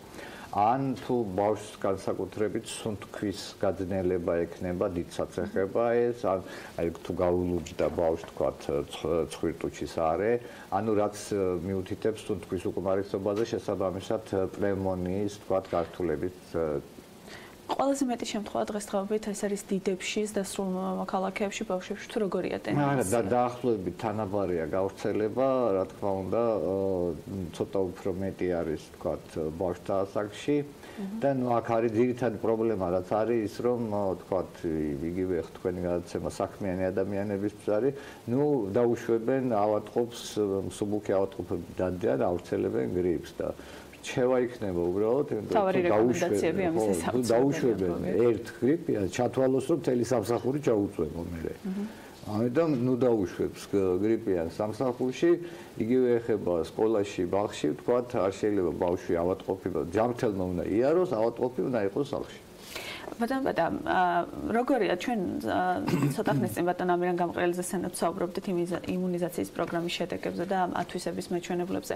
წელს როგორ ხურავთ, ასე ვთქვათ, რამდენად არის მაღალი და ეს წლევანდელი, ვთქვათ, მოსალოდნელი აფეთქება რაც შეიძლება ამ კვირაში ვთქვათ გაირკვეს, არის თუ არა ამასთან დაკავშირებული? არა, იცით რა მოდით ესე ვთქვათ, გრიპის ვაქცინაციას ნაკლები აქვს საზოგადოებრივი ეფექტი, მეტი აქვს ინდივიდუალური ეფექტი, განსხვავებით სხვა ვაქცინებისაგან, სადაც ვთქვათ მაღალი მოცვა განაპირობებს იმას, რომ დაავადება არ იქნება. გრიპის ვაქცინას უფრო ესეთი ინდივიდუალური დაცვის ფუნქცია აქვს, იმიტომ რომ ვაქცინის ეფექტურობა არის რაღაც 70-80%, ან დანარჩენ შეიძლება დაემართოს, მაგრამ უბრალოდ სუბუქად დაემართება და ვთქვათ მძიმე გართულებები არ იქნება. და ამიტომაც ვთქვათ ის რომ 40,000 ადამიანი ვისაც უფასოდ სახელმწიფო სთავაზობს აცრას, ეს არის ხოლმე ძირითადად მაღალი რისკის ადამიანები, ვისაც გართულება შეიძლება მძიმე შედეგები მოგვცეს. და რა თქმა უნდა ესეთი კონტინგენტები, ვთქვათ იგივე ბავშვთა სახლი, მოხუცებულთა თავშესაფარი, რომლებიც აცრილია, ექიმები პირველად წელს შედარებით ასე ვთქვათ წინა წლებთან უფრო გაცილებით მეტი ექიმი, სულ 40,000 ადამიანი აი მაღალი რისკის ჯგუფი აიცრა. და მოგეხსენებათ მე თქვა დღიეკარის დღეებით ჩატარდა არა მარტო თბილისში, არამედ საქართველოს სხვა ქალაქებში, სადაც ასე ვთქვათ სურველები უკვე ვთქვათ აიცრნენ უფასოდ. კერძო სექტორშიც რამდენადაც ვიცი დაახლოებით 10,000-ზე მეტი ადამიანი უნდა იყოს აცრილი, ასე რომ წელს სხვა წლებთან შედარებით გაცილებით მეტი ადამიანი მაინც აცრილია. და რამდენია ზოგადი სურათიდან H1N1 ვირუსით დაავადებულებიდან მძიმე შემთხვევები ვთქვათ გარდა იმ ერთი ტრაგედიული შემთხვევისა, რაც ნუ აი H1 ვთქვათ H3-საგან ძალიან ისეთია, ხა გრიპი, ასე ვთქვათ, ძნელი არის ამის ლაპარაკი, მაგრამ უფრო სწრაფად შეიძლება დამძიმდეს ხოლმე. მძიმე შემთხვევები, რა თქმა უნდა, არის, ხო შეიძლება აი ჰოსპიტალიზაციის წილი ვაჩვენებს ხოლმე, ვთქვათ, სიმძიმე როგორია, ჰოსპიტალიზაციის წილიც მომატებულია, წელს ვთქვათ იგივე შარშანდელთან შედარებით საკმაოდ მომატებულია ჰოსპიტალიზაციაში რესპირატორული დაავადებებით ჰოსპიტალიზაციის წილი. ასე რომ კიდევ ერთხელ ვამბობ, აი სეზონი ისეთია, საკმაოდ დაძაბული სეზონია, მაგრამ ეხლა არის საშუალო ინტენსივობა ქვია ამას და ევროპის თუ შევადარებთ თქვა წინა წლებს ვის ამავე პერიოდს მსგავსი ტიპის იყო თქვა იგივე 3 წლის წინ იყო ყველაზე თქვა აი ბოლო წლებში ყველაზე მძიმე სეზონი იყო 9-10 და შემდეგ 10-11 წლების სეზონი შემდეგ იყო თქვა მძიმე სეზონი 3 წლის წინათ და აი წლევანდელი სეზონი დაახლოებით შარშანწინდელი სეზონია ანუ შარშანდელთან მეტი შარშანწინდელთან დაახლოებით თანაბარი ბატონო, კიდევ ერთხელ მთავარი რეკომენდაციების შესახებ მოქალაქეებს გარდა დამსაქმებლობისა ურჩიოთ რა შეიძლება გააკეთონ რა სასუნა მიმართონ ამ ეტაპზე აქვს თუ არა აზრი აცრას ასე ვთქვათ და ეს დაეხმარება. აცრა ყოველთვის შეიძლება, უბრალოდ აცრეს შემდეგ იმუნიტეტის გამომუშავება სჭირდება 10 დღე 2 კვირა ახლა ანუ 10 დღეში დაემართოს ადამიანს, მე არ უნდა დააბრალოს, რომ აი აცრა გამართაო ხო აქ ჩვენთან ისედაც იმდენი ჭორები არის ვთქვათ აცრების შესახებ, რომ ახლა კიდე ესეც დაემატება, არა აცრამ დამმართაო შეიძლება მე თქვა აცრის შემდეგ. ამიტომ აცრა ისე ყოველთვის შეიძლება, მაგრამ კარგია აცრა ოქტომბერში, ნოემბერში, ანუ სანამ სეზონი დაიწყება ხოლმე ჩვენთან გრიპის. რაც შეეხება ხა დანარჩენი, ავატყოფმა ხველების ეტიკეტი დაიცვას, თუ ხელსახოცი არა აქვს, ასე უნდა დაახველოს და აცემინოს და გადადის გრიპი წვეთოვანი გზით, მაგრამ ახლა ასეთ იშვიათია რომ თქვა ახლა მე რო დავახველო, თქვენ შეიძლება ვერ გადაგდოთ, იმიტომ რომ გაწვდილი ხელზე უფრო შორს ბრძანდებით, მაგრამ ეს წვეთები მოხვდება რამე საგნებს, როდესაც ცივა და მზე არ არის. მაშინ ვირუსი ძლებს რამდენიმე საათი, ანუ მე ხელს მოკიდებს ადამიანი, თქვათ, მე ან ასე გააკეთებს, ან ასე გააკეთებს, ან ასე, ანუ ლორწოვანებს შეეხება, ასე გადადის, ამიტომ ხელების დაბანა. აი ძალიან ასე ვთქვათ, კარგი პროფილაქტიკური საშუალება. ბატონო, ასე სხვა თუ არის კიდევ გავრცელებული წითელაზე ვსაუბრობდით წლევანდელი კუთხით, წლევანდელი წელი ამ კუთხით როგორია? ხო, სამწუხაროდ წითელა არ ჩერდება, გრძელდება, ასე ვთქვათ, წითელას აფეთქება, რომელიც დაიწყო ჯერ კიდევ შარშან წლის ბოლოს და წითელას, აი წითელას მხოლოდ აცრები თუ გააჩერებს. კი ბატონო, ძალიან დიდი მადლობა სტუმრობისთვის. იმედია რეკომენდაციები გათვალისწინებული იქნება და იმედია ეპიდემიის საფრთხე არ იქნება და ეს სადღაც გაჩერდება. H1N1 პატა იმნაძე დაავადებათა კონტროლის ეროვნული ცენტრის წარმომადგენელი სტუმრობდა საქმიანი დილის ეთერში.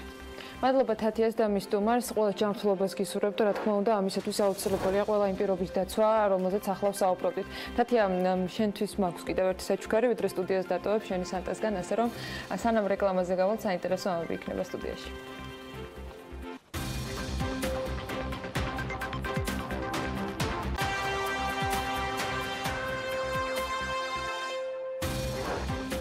რატომ და რა მიმართულებით ინტერესდებიან უცხოელი ინვესტორები საქართველოთი BMG დიპლომატები გამოკითხა. კომპანია ელსელმას რომელიც ორ სამკერვალო ფაბრიკას ფლობს თბილისსა და ლანჩხუთში 2019 წელს თებერვალში საერთაშორისო სერტიფიკატი მიენიჭება. ნოემბერში სამვარსკვლავიანი სასტუმროს საშუალო ფასმა ქვეყანაში 120 ლარი შეადგინა. ბიზნესი ახლებით განმოგზავნებთ საქმიანი დილის ეთერს დიპლომატების შეკრებაზე ბიზნეს მედია დაინტერესდა რატომ და რა მიმართულებით ინტერესდებიან უცხოელი ინვესტორები ჩვენი ქვეყნით.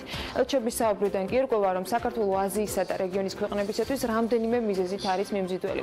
ეს არის პოლიტიკური სტაბილურობა რეგიონში მდებარე სხვა ქვეყნებთან შედარებით, თავისუფალი სავაჭრო ურთიერთობები ევროპასთან და ჩინეთთან და საქართველოს ადგილმდებარეობა. საქართველოს ელჩი ყატარში აცხადებს რომ დოჰადან თბილისის მიმართულებით საკმაოდ ხშირად ხორციელდება ფრენები, რამაც თუმცა ვაჭრობა დაახლოებით 40%-ით გაზარდა. ელჩი ამბობს, რომ კატარელები საქართველოში ძირითადად უძრავი ქონებითა და სურსათით ინტერესდებიან, მათ შორის ცხვრის ხორცით, რომლის გაგზავნა რამდენჯერმე უკვე მოხდა კატარში. ნიკოლოზ რევაზიშვილი საქართველოში კატარულ ინვესტიციაზეც საუბრობს და აღნიშნავს, რომ კატარული კომპანია რედკო თბილისში 60 მილიონი პროექტს ახორციელებს უძრავ ქონებაში. კატარი ამჟამად იმყოფება ეკონომიურ და პოლიტიკურ ბლოკადაში და ეძებენ დივერსიფიკაციას თავიანთი სასურსათო მომარაგების და ეს არის ძირითადი ერთ-ერთი ინტერესი რეგიონში, ვინაიდან საქართველო ახლოს არის კატართან და ეძებენ რომ სურსათის უსაფრთხოება და აგრეთვე ემზადებიან 2022 წლის მსოფლიო ჩემპიონატისთვის და სამშენებლო მასალები და ეს ყველაფერი რაც მომარაგებას უკავშირდება კატარის ობიექტების მშენებლობისთვის და სურსათის უსაფრთხოებისთვის, რომ ეძებონ რეგიონში ალტერნატიული მიწოდების გზები. უკრაინა საქართველოს ერთ-ერთი აქტიური სავაჭრო პარტნიორი ქვეყანაა. ამჟამად ქვეყანაში არც თუ სახარბელო პოლიტიკური და ეკონომიკური მდგომარეობა საქართველოს ელჩი ამ ქვეყანაში კი ამბობს, რომ სწორედ ამ მდგომარეობის გამო ბიზნესის ინვესტორებისათვის შვიდ და სტაბილურ გარემოს ირჩევს და ამ შემთხვევაში მათთვის ხშირად ასეთი ქვეყანა რეგიონში საქართველო ხდება. უკრაინა ძალიან არის დაინტერესებული საქართველოთი. ძალიან ბევრი ადამიანი ყიდულობს გუდაურში, ბათუმში, თბილისში უძრავ ქონებას. არიან მზად ჩაერთონ თავისუფალ ეკონომიკურ ზონებში და ყველაფერი ტურიზმიდან დაწყებული მშენებლობა და სხვა ტიპის ბიზნესი მათთვის არის ძალიან დიდი ინტერესის საგანი. სწორედ ის რომ უკრაინაში არ არის სახარბიელო ეკონომიკური მდგომარეობა და არის საომარი ვითარება, ბიზნესს უბიძგებს იქითკენ რომ ნახოს ახალი ბაზრები დააბანდოს ამა თუ იმ სტაბილურ ქვეყანაში, იმ ქვეყანაში სადაც არის კარგი ბიზნეს კლიმატი, თავისი ფინანსები. რაც შეეხება ჩინეთს, რომელთანაც ჩარშან თავისუფალი სავაჭრო შეთანხმება ამოქმედა. საქართველოს ელჩი ჩინეთში აცხადებს, რომ ამ წლის ათვეში ვაჭრობა უკვე 25%-ით არის გაზრდილი და 900 მილიონზე მეტს შეადგენს. მისივე თქმით, ჩინეთში უკვე არსებობს 40-მდე ქართული ღვინის სახლი, უახლოეს მომავალში კი საქართველოს წარმომადგენლობის გახსნა დაგეგმილი, რაც ქართულ ბიზნესს ხელს შეუწყობს ჩინურ კომპანიებთან კონტაქტები უფრო ადვილად დაამყარონ. საქართველოდან ჩინეთში მთავარი საექსპორტო პროდუქცია ღვინო და მინერალური წყალია. თავად ჩინურ ბიზნესს რაც შეეხება, რა მიმართულებით ინტერესდებიან ისინი, შეგვიძლია ელჩის კომენტარი მოვისმინოთ. ძირითადად ინტერესდებიან ენერგეტიკის სფეროში, სამშენებლო ინფრასტრუქტურის მშენებლობის სფეროში, იმიტომ რომ მოგეხსენებათ ჩინეთის საგარეო პოლიტიკის მთავარი მიმართულება გახლავთ სარტყელისა და გზის ინიციატივა, რომელიც გულისხმობს ისტორიული სავაჭრო აბრეშუმის გზის აღდგენას თანამედროვე რეალობაში. შესაბამისად, ინფრასტრუქტურული პროექტების მიმართ ინტერესი დიდია ჩინური კომპანიების მხრიდან. კომპანია ნელსელმას, რომელიც ორ სამკერვალო ფაბრიკას ფლობს თბილისსა და ლანჩხუთში 2019 წლის თებერვალში საერთაშორისო სერტიფიკატი Business Social Compliance Initiative მიენიჭება. ამის შესახებ BMG-ს სამკერვალო ფაბრიკა ნელსელმას დამფუძნებელმა ელგუჯა მამასახლისმა განუცხადა და აღნიშნა, რომ სერტიფიკატი კომპანიას ევროკავშირის ბაზარზე შეღწევაში და დამკვიდრებაში დაეხმარება.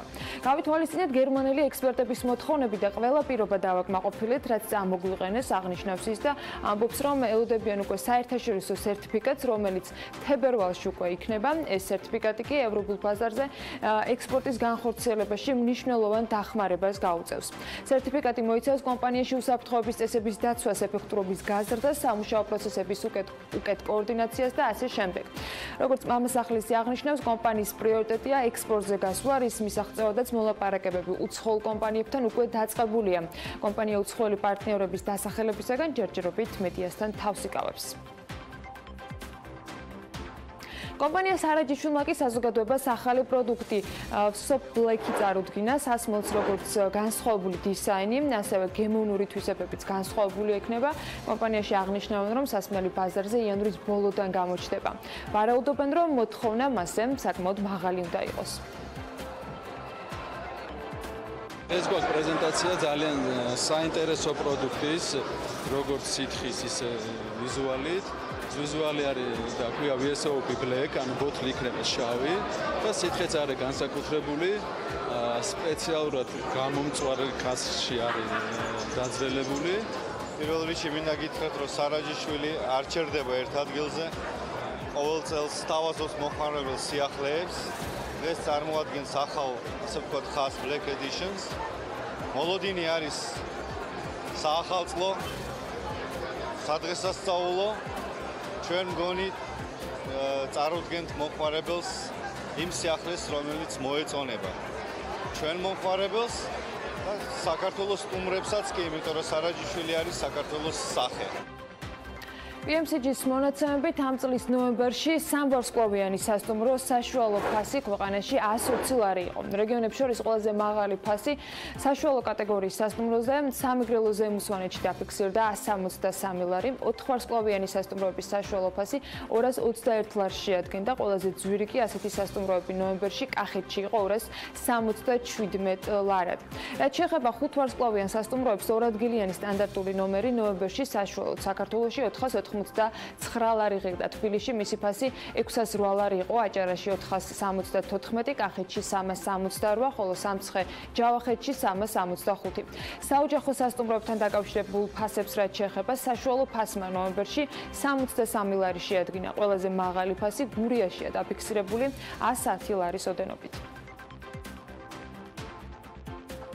2019 წლის სეზონისათვის გოდერძიზე ახალი 5 ვარსკვლავიანი სასტუმრო გაიხსნება. 2019 წლის სეზონზე უკვე იმუშავებს ეს სასტუმრო ირე პალასი 2019 წლის სეზონზე მიიღებს სტუმრებს და როგორც მისი დამფუძნებელი გოჩა ირემაძე აღნიშნავს, სწორედ გადახურვა უკვე დასრულებულია და ამ ეტაპზე სარემონტო სამუშაოებისათვის მიმდინარეობს მზადება.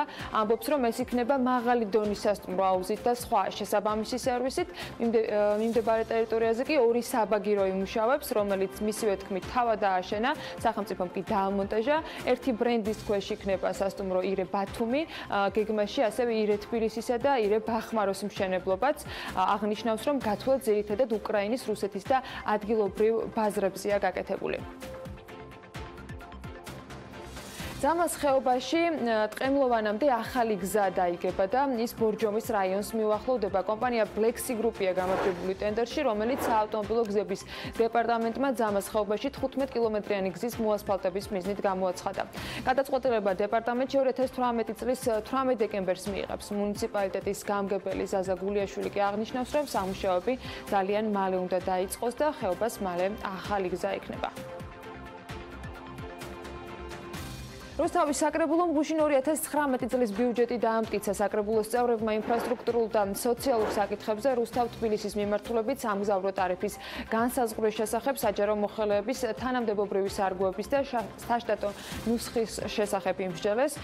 რუსთავი ინფოს ინფორმაციით ამ ხსოვმაზე აღნიშნული იყო, რომ 2019 წელს რუსთავის ბიუჯეტმა ჯამში 42.700.000 ლარი შეადგინა.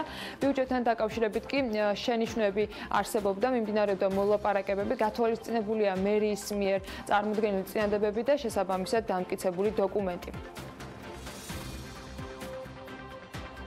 ასეთი ამბებია ბიზნეს სიახლეების მეორე ნაწილში. ახლა მძელვადიანი ამიდის პროგნოზს უნდა გადავხედოთ, ნახოთ როგორი ამიდი გველოდება ამ კვირის ბოლომდე და შესაბამისად იმ დღეებში, როდესაც 2019 წლის მზადება განსაკუთრებულ პიკს მიაღწევს და რამდენიმე წუთში უკვე სტუმრებს უმასპინძლებთ. ამინდის პროგნოზის სპონსორია SEU დეველოპმენტი.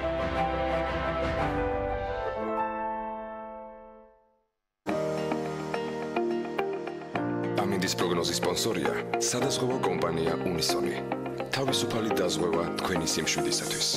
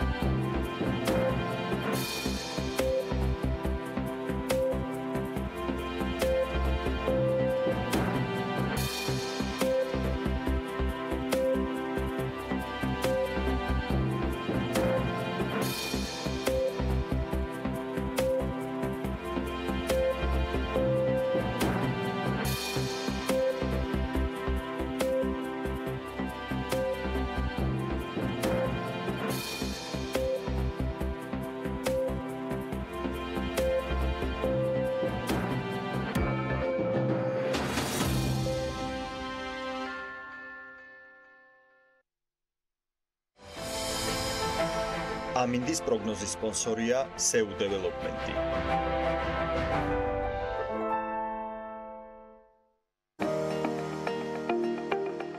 ამინდის პროგნოზის სპონსორია სადაზღვევო კომპანია უნისონი. თავისუფალი დაზღვევა თქვენი სიმშვიდისათვის.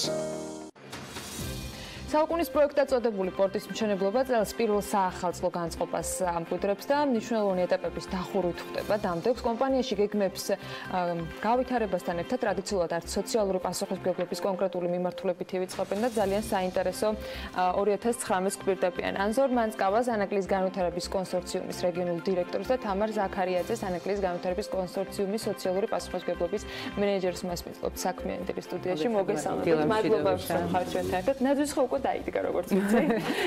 ანაკლიაში პირველი ნაძვის ხე სხვათა შორის მოსახლეობის იყო მოსახლეობის ინიციატივა და ჩვენ ახალ წელს ანაკლიაში უკვე შევხვდით და მინდა გითხრათ რომ მიუხედავად იმისა რომ იყო ძალიან ვერ მოვითბინეთ, იმიტომ რომ ძალიან დიდი სურვილი იყო ანაკლის მოსახლეობის და მათთან ერთად დავდგით ნაძვის ხე, იყო საშინელი ამინდი, ძალიან წვიმდა, მაგრამ მიუხედავად ამისა იყო იმხელა ჟრიამული და ბედნიერება, რომ ნამდვილად და ძალიან ბევრი ხალხი დაესწრო, განსაკუთრებით ბავშვები და ვთქვით და ერთად უკვე გადავწყვიტეთ, რომ შემდეგი ახალი წელი იქნება გრანდიოზული მოსახლეობასთან ერთად და ყველა მათ იდეას თუ სურვილს ჩვენ მაქსიმალურად მოვაყოფილებთ და ახალი წელი ჩვენია ანაკლიაში შევთანხმდეთ ამაზე. არა მარტო ანაკლიაში.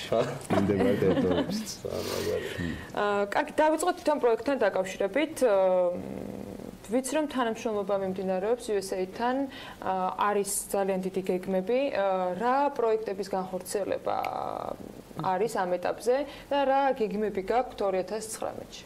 ანაკლის განვითარების კონსორციუმმა გააფორმა შეთანხმების ხელშეკრულება, ესე ვთქვათ, პარტნიორობის ხელშეკრულება USAID-ის პროექტ ზრდასთან, რომელიც მოიცავს ორი ძირითადი მიმართულების განვითარებას კონკრეტულად რეგიონში, არა მხოლოდ ანაკლიაში.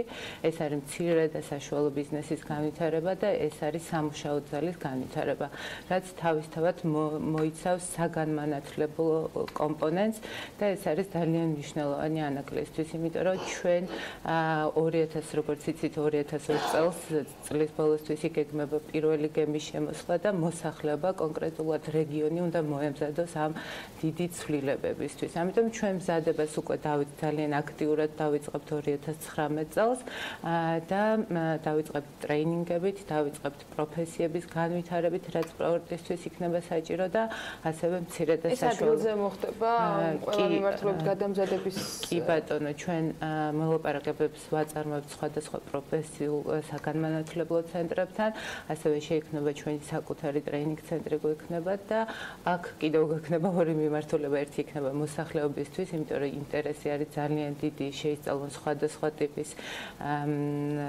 პროფესიები, ასევე ძალიან ეფექტური იყო ინგლისურის კურსები.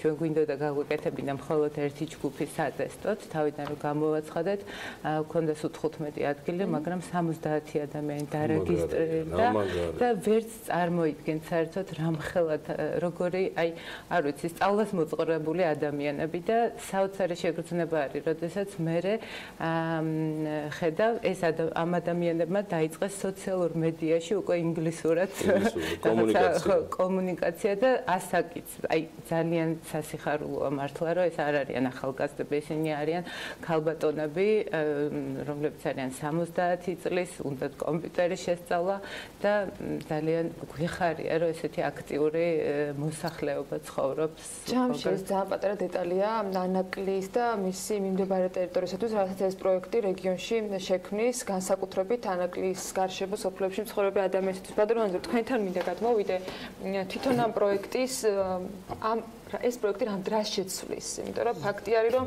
ესეთი მცირე დეტალების გარდა ის იქნება სრულიად სხვა ეკოსისტემის შემქმნელი, თუნდაც ეკონომიკური განვითარებისათვის, მათი ცხოვრების სტილისთვის და ასე შემდეგ. რა გეგმებია, თქვენი ხედვა როგორი არის, რა მოლოდინები გაქვთ? მოგესალმებით. პირველ რიგში ეს არ არის მხოლოდ რეგიონალური წვლის პროექტი და არის დიდი გეოპოლიტიკური ამოცანა, რასაც ჩვენ ახლა ვასრულებთ, ეს იქნება რაღაც შუალედური კორიდორი, რომელზეც ბევრი უკვე ნასაუბრები არის და რეგიონალურ წვლში დავუბრუნდეთ, რაც შექმნის ახლა ეს პორტი. არის ორი ფაზა, ესე დავარქვათ. პირველი არის მშენებლობის ეტაპი, რა ეტაპშიც აუცილებლად იქნება ჩართული და ჩვენს კონტრაქტორებს ვინც გვეყოლება, ახლა მიმდინარეობს ტენდერი, რომელიც ტენდერში გამარჯვების შემდეგ ერთ-ერთი პირობა არის, რომ 90% ქართველები ლოკალური მუშახელი უნდა დაასაქმონ. განსაკუთრებით აქცენტს ვაკეთებთ სამეგრელოს რეგიონზე, ანაკლიას და მის გარშემო სოფლებზე და ასევე საქართველოს სხვადასხვა კუთხით იქნება სხვადასხვა პროფესიის ხალხი ჩართული. მეორე ეტაპი არის უფრო მნიშვნელოვანი და გრძელვადიანი სპორტის ანაკლიის სპორტის ოპერირების ისე რა ქვია ეტაპი, რა დროსაც აუცილებელი არის რაც ეტაპი მახსენა ხალხის მომზადება იმისთვის, რომ შეძლონ სხვადასხვა მიმართულებით მუშაობა, სხვადასხვა პროფესიების ათვისება წინასწარ, რაზეც სხვადასხვა კომპანიებთან ერთად მუშაობთ ახლა, რომ მოვამზადოთ ეს ხალხი ამ პროექტში ჩართულობას. ამასთან ეკოსისტემა ახსენეთ თქვენ და პორტი არ არის მხოლოდ ერთი, ასე ვთქვათ, დიდი ინდუსტრიული პროექტი, რაც გაკეთება, იქნება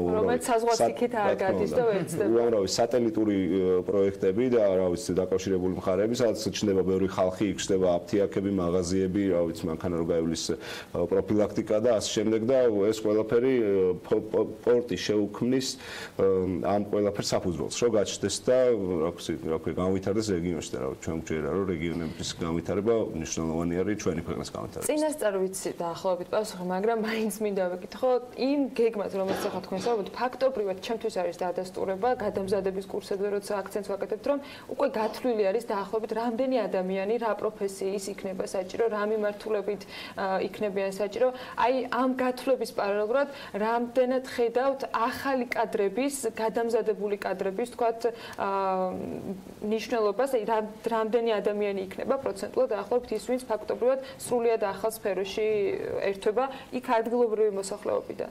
გიპასუხებთ, SSA მარინი, რომელიც გააკეთებს ამ პორტის ოპერირებას, არის უდიდესი კომპანია, რომელსაც ძალიან დიდი გამოცდილება აქვს სხვადასხვა ქვეყნებში და მათი მაგალითებიდან რომ ნახეთ, უმრავლესობა, ანუ პრაქტიკულად აკეთებენ როგორ ლოკალურ ხალხს ასაქმებენ, შემდეგ ზრდიან და მაქსიმალურად იყენებენ ადგილობრივ მუშახელს.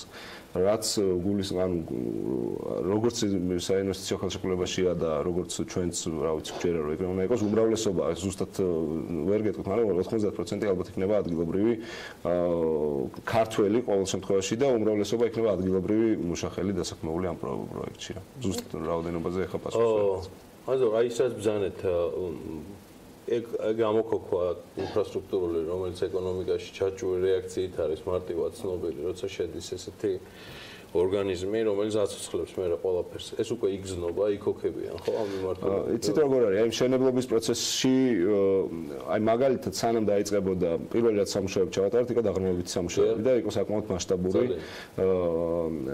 შეგვიძლია მე დავათვალიეროთ ერთად როცა გაგიხარდებათ და უკვე არის სასტუმროები რომლებიც მუშაობს უკვე არის როდათმება უხეთეს სასტუმროები რომლებიც მუშაობს მაღაზიები რომლებიც იკეტებოდა სეზონის შემდეგ და აღარ იკეტება და ეს პატარ-პატარ რაღაცები უკვე იგზნობა რა ნებისმიერ სამრეცხაო სერვისი და ასე შემდეგ და ეს იყო მხოლოდ ძალიან მცირე ნაწილი დაწყება არის ეს და როცა უკვე მასშტაბური სამუშაოები შევა იქ ცალსახად გამოჩნდება და ხალხი დაინახავს საჭიროებებს უამრავი სატელიტური ბიზნესის ხო ეს რეპლიკაც თუნდაც როცა დათბება მერე არის ზუსტად მაგის ნაწილია რომ იყო მხოლოდ სეზონური სამუშაო რეალურად ამ ადგილში და ამ იქაური მოსახლეობისათვის მაგრამ ნუ სამუშაოები როდესაც გრძელდება მთელი წლის განმავლობაში და მუდმივად ფუნქციონირებს სპორტი მე მგონი არაგნის ცირატოვა შენაები იქ სულ იყოს სითბო და დუღილი და ამბავი და ეს იქნება წელიწადში 365 დღე ხო არ არის მაგალითად წარმოუდგენელია ეს ისეთი ამბავი არის რომ მან ისეთი რაღაცები ამოიქოქება საქმიანი დილის 3 საათიანი ეთერი არ ეყოფა მაგალითად პირდაპირ ეთერი გავაკეთოთ არა ვაკეთოთ იქიდან თუ გინდა ერთი დღე გქონდეს ანაკლიაზე მიწმული მე უბრალოდ USAID ალბათ ჩემი გამოცდილებიდან გამომდინარე ტაფი რაც მე მაგათთან ურთიერთობა მქონია არ ვიცი უბრალოდ ამაყი უნდა იყოს იმ რაღაცა მოდელური თანამშრომლობით რა რომელიც ჩამოყალიბდა იმიტომ რომ ერთის მხრივ არის ბიზნესი რომელიც ავანგარდში არის მეგაპროექტებისა, მეგაპროექტისა, ნეტა მრავლობითი ენა მიღებას და კიდე იყოს ესეთი პროექტები და მეორეს რო ნახე საგანმანათლებლო კომპონენტი, იქ სამეწარმეო კომპონენტი.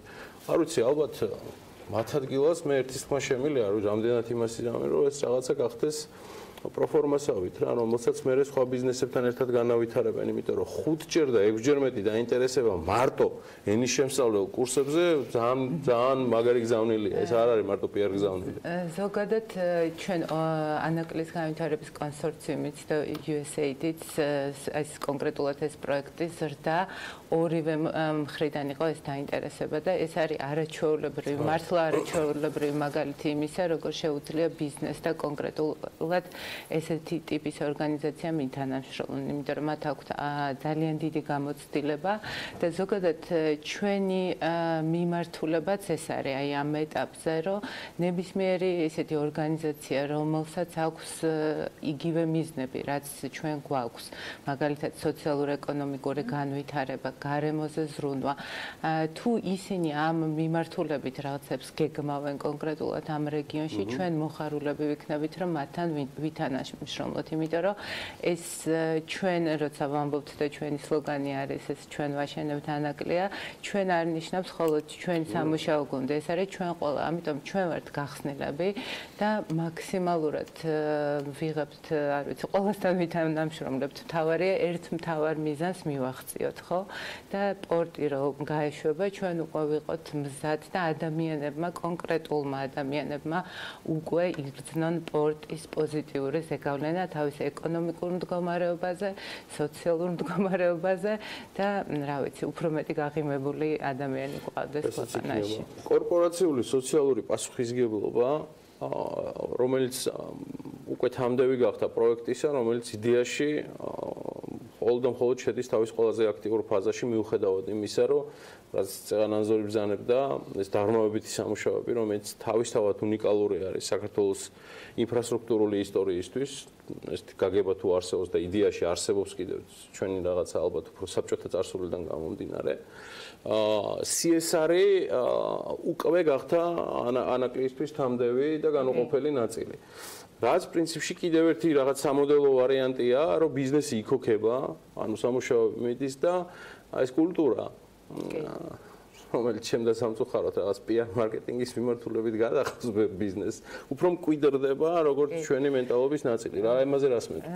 იცით, ძალიან მნიშვნელოვანია კონკრეტულად ეს კომპონენტი და ჩვენ ანაკლის განვითარების კონსორციუმის შემთხვევაში პროექტი იმდენად მასშტაბურია, რომ შეგვიძლია უკვე ვთქვათ, რომ ეს არის კორპორაციული გრადი განვითარების სტრატეგია, ესე ვთქვათ, რასაც ჩვენ ვაკეთებთ, იმიტომ რომ ჩვენი პროექტები არ არის ერთ წელს ანუ შედეგი ჩვენ პროექტებისა, რომელსაც დავიწყებთ, არ უნდა მოგვცეს, ვთქვათ, ერთი წლის შემდეგ. ეს არის უფრო გრძელვადიანი პროექტები, 3 წლის მერე უბრალოდ ჩვენ რაღაც ეტაპებად ყოფთ, ხო?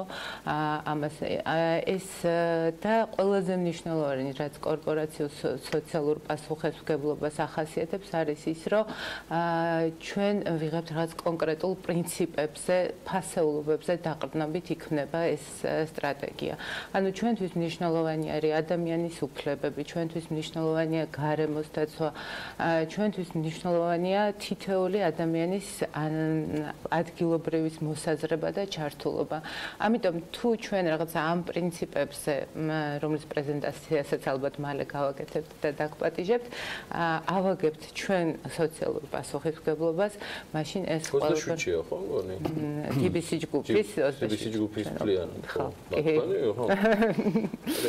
27-ია TBC ჯგუფის. და ბოლოს ისევ ვკითხო ბატონ ანზორთან, რამდენად არის დათვლადი, ან თქვენ მაინც როგორც რეგიონალური დირექტორი დარწმუნებული ვარ, უნდა გრძნობდეთ უმთავრეს იმ ენთუზიაზმს, ადგილობრივების, რომლებიც რეალურად პირველად უნდა განჭვრიტონ ის შედეგები და ხელშესახები მათ მართლა ეხლა დაინახეს, რომ ანაკლიაში ბევრი წლის საუბრის შემდეგ მართლა უკვე დაიქოქა რაღაცები, არის კონკრეტული სამუშაოები და ადგილზე მაღალი ტემპერატურა, მიუხედავად იმისა, რომ ანას ქრონიკულად ცივა ამ სეზონზე, ხო? მაგრამ აი ეს ყველაფერი ამდენად იგზნობა და გადაეძლო ამაზე ყველაფერი. ანაკლიის კონსორციუმის თელგუნს აქვს უკვე. გეტყვით, მოკლედ როგორც თქვენ ახსენეთ, ეს პროექტი დიდი ხანია უკვე ამ პროექტის შესახებ არის საუბარი. ბოლო ჩანაწერები რა ჩვენ ახთ 74 წელს თარიღდება და როგორც იქნა ხორცს შეესხა ამას და დაუწყეთ ამის კეთება და ეს რა ვიცი, ხალხში რაც ვაკეთებ ხოლმე მე ვხვდები იქაურ მოსახლეობას და პირველ კითხვას უსვავ ეხ თავიდან ახლა შეუერთი ამ გუნდს.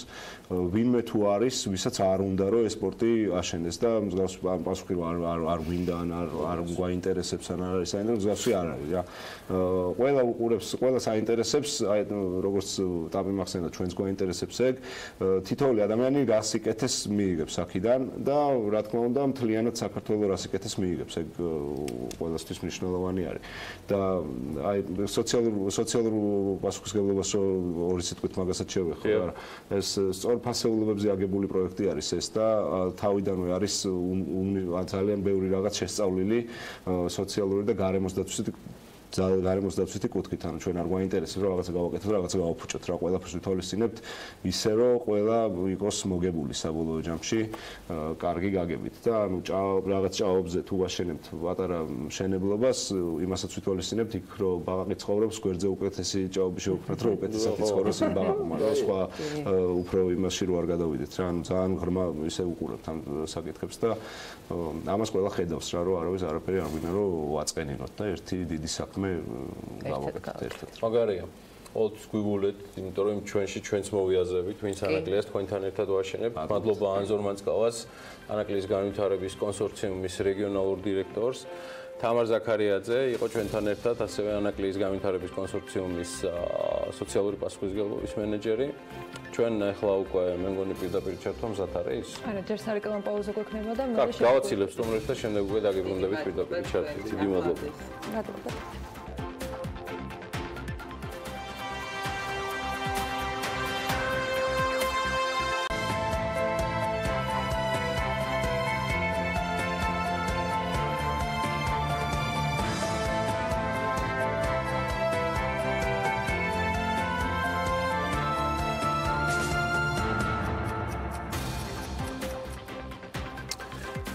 მეოთხე სესია არის ერთმანეთზე მიყოლებით, როცა საკმაოდ დაიწია და უკვე გაწეთლებული არის ამერიკული საფონდო ბირჟის ყველა ძირითადი ბენჩმარკი, სხვათა შორის 2%-იანი კლება,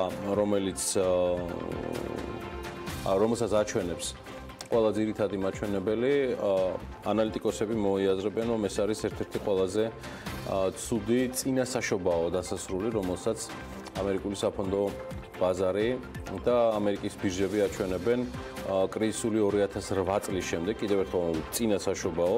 სხვათა შორის ბოლო კლებამ დრამატულს რამდენიმე ანალიტიკოსი პირდაპირ მიაწერს, როგორც დონალდ ტრამპის და ამერიკის ფინანსთა მინისტრის ნუჩინის გადაწყვეტილებები. მოკლედ, ერთადერთი რაც ბოლო კვირის განმავლობაში შედარებით გაპოზიტიურებული იყო ოქროს ფასი. თუმცა საქმიანი დილას და BMG-ს თავისი ოქრო ყავს და ის ახლა გალტეტ-ტაგარტის სათაო ოფისიდან ჩაგვერთვება. დიახ, გოგა მელიქიძე მზად არის, რომ როგორც საბროკერო მიმართულების ხელმძღვანელმა წარმოადგინოს კვირის ბოლო შემაჯამებელი, ამ სეზონის შემაჯამებელი, ასე ვთქვათ, ჩართვა და მიმოვიხილოთ ეს ყველაფერი, არ ვიცი რამდენად წაგადგება ჩემი ეს შესავალი, მე წარმატებულ ეთერს გისურვებ და გისმენთ ყურადღებით. გიორგი დილამშვიდობის ამიოსამე მაყურებელს, შენ ძალიან კარგი შესავალი გააკეთე და მოდი წინაკვირა მიმოვიხილოთ და თელი წელი შევაჯამოთ ბარემ.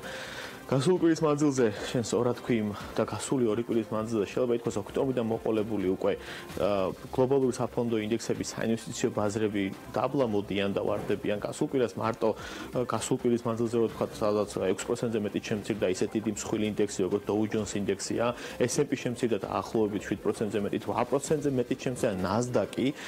ესეთი დიდი ვარდნები კვირის მანძილზე თალსახად შეიძლება ითქვას, რომ როგორც მიღებული ტერმინია, რომ დათვების ბაზარში გადავედით, ანუ დაღმავალი ბაზრები გვაქვს. წლის ჭრილში თუ ვისაუბრებთ, სადღაც 9%-ამდეა შემცირებული Dow Jones და S&P 500 და 8%-ზე ოდნავ მეტითაა შემცირებული NASDAQ-ი. NASDAQ-ი ერთ-ერთი ინდექსი იყო, რომელიც ასე თუ ისე ინარჩუნებდა ზდას წლის მანძილზე და გასულმა ორმა კვირის ვთქვათ ვარდნებმა NASDAQ-იც ვთქვათ უარყოფით ტერიტორიაში გადაიყვანა.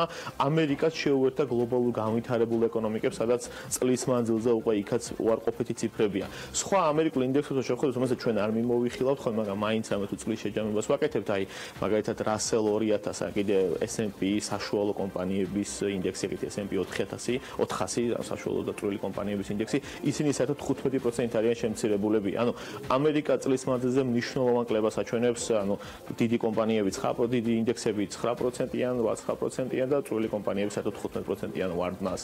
რამ გამოიწვია ესეთ ძირითადად რო ვთქვათ ბოლო ორ კვირაში ესეთი მაღალი გაყიდვები და დაწოლა ბაზრებზე 4 ძირითადი მიზეზია. პირველი Fed-მა, ანუ ამერიკის ეროვნულმა ბანკმა, ცენტრალურმა რეზერვმა გაზარდა საპროცენტო განაკვეთი 0.25%-ით. ამას არ ელოდება, ანუ რაღაც დონეზე ამის მოლოდინი იყო, მაგრამ ბოლო პერიოდში განვითარებული მოვლენების შედეგად ესეთი აგრესიული მოლოდინი ამ მიმართულებით არ იყო, თუმცა Fed-მა მაინც გაზარდა 25 ბიფსით, ანუ 0.25%-ით საპროცენტო განაკვეთი, რაც ზოგადად დააწვა კაპიტალის ბაზრებს. ამას ასევე დაემატა Facebook-თან დაკავშირებული სკანდალი, ისევ რაც მიმდინარე წელს უკვე მესამედ ხდება, რომ Facebook-თან ისეთ მონაცემების გამჟღავნებასთან დაკავშირებული სტატია New York Times-ში, რაც ასევე Facebook-ის აქციებს დააწვა და ამან მთელი NASDAQ-ის ინდექსი წაიღო დაბლა, შეიძლება ითქვას. ამავდროულად ჩვენ კიდე დავინახეთ ეკონომიკური მაჩვენებლების ოდნავ შემსუბუქება ამერიკაში, ანუ უძრავი ქონების მიმართულებით კარგი მაჩვენებლები არის გამოსული და ესე ვთქვათ, კარგად ვითარდება პირველადი ბაზარი უძრავი ქონების, ასევე მეორადი ბაზარი, თუმცა მეორე სხვა ეკონომიკური მიმართულებებით გვაქვს ოდნავი შემცირება და რაც ოდნავი ესე ვთქვათ, სკეპტიციზმს ზრდის ამერიკის ეკონომიკის ზრდასთან დაკავშირებით, აი მაგალითად მესამე კვარტალის დაზუსტებული ეკონომიკური წლიური ზრდა არის 3.4%, როცა პირველადი მაჩვენებელი იყო გაცილებით მეტი 3.6 თუ 3.7%. ეს ყველაფერი ბუნებრივი აწვება, ეს ვთქვათ, მოლოდინებს ეკონომიკის ზრდის მიმართულებით. ნავთობის ფასი დააწვა კიდე ამერიკულ საფონდო ბაზრებს, ნავთობის ფასი მნიშვნელოვნად დავარდა გასული კვირების მანძილზე და ზოგადად ოქტომბრიდან მოყოლებული 40% დაკარგა თავისი ღირებულების.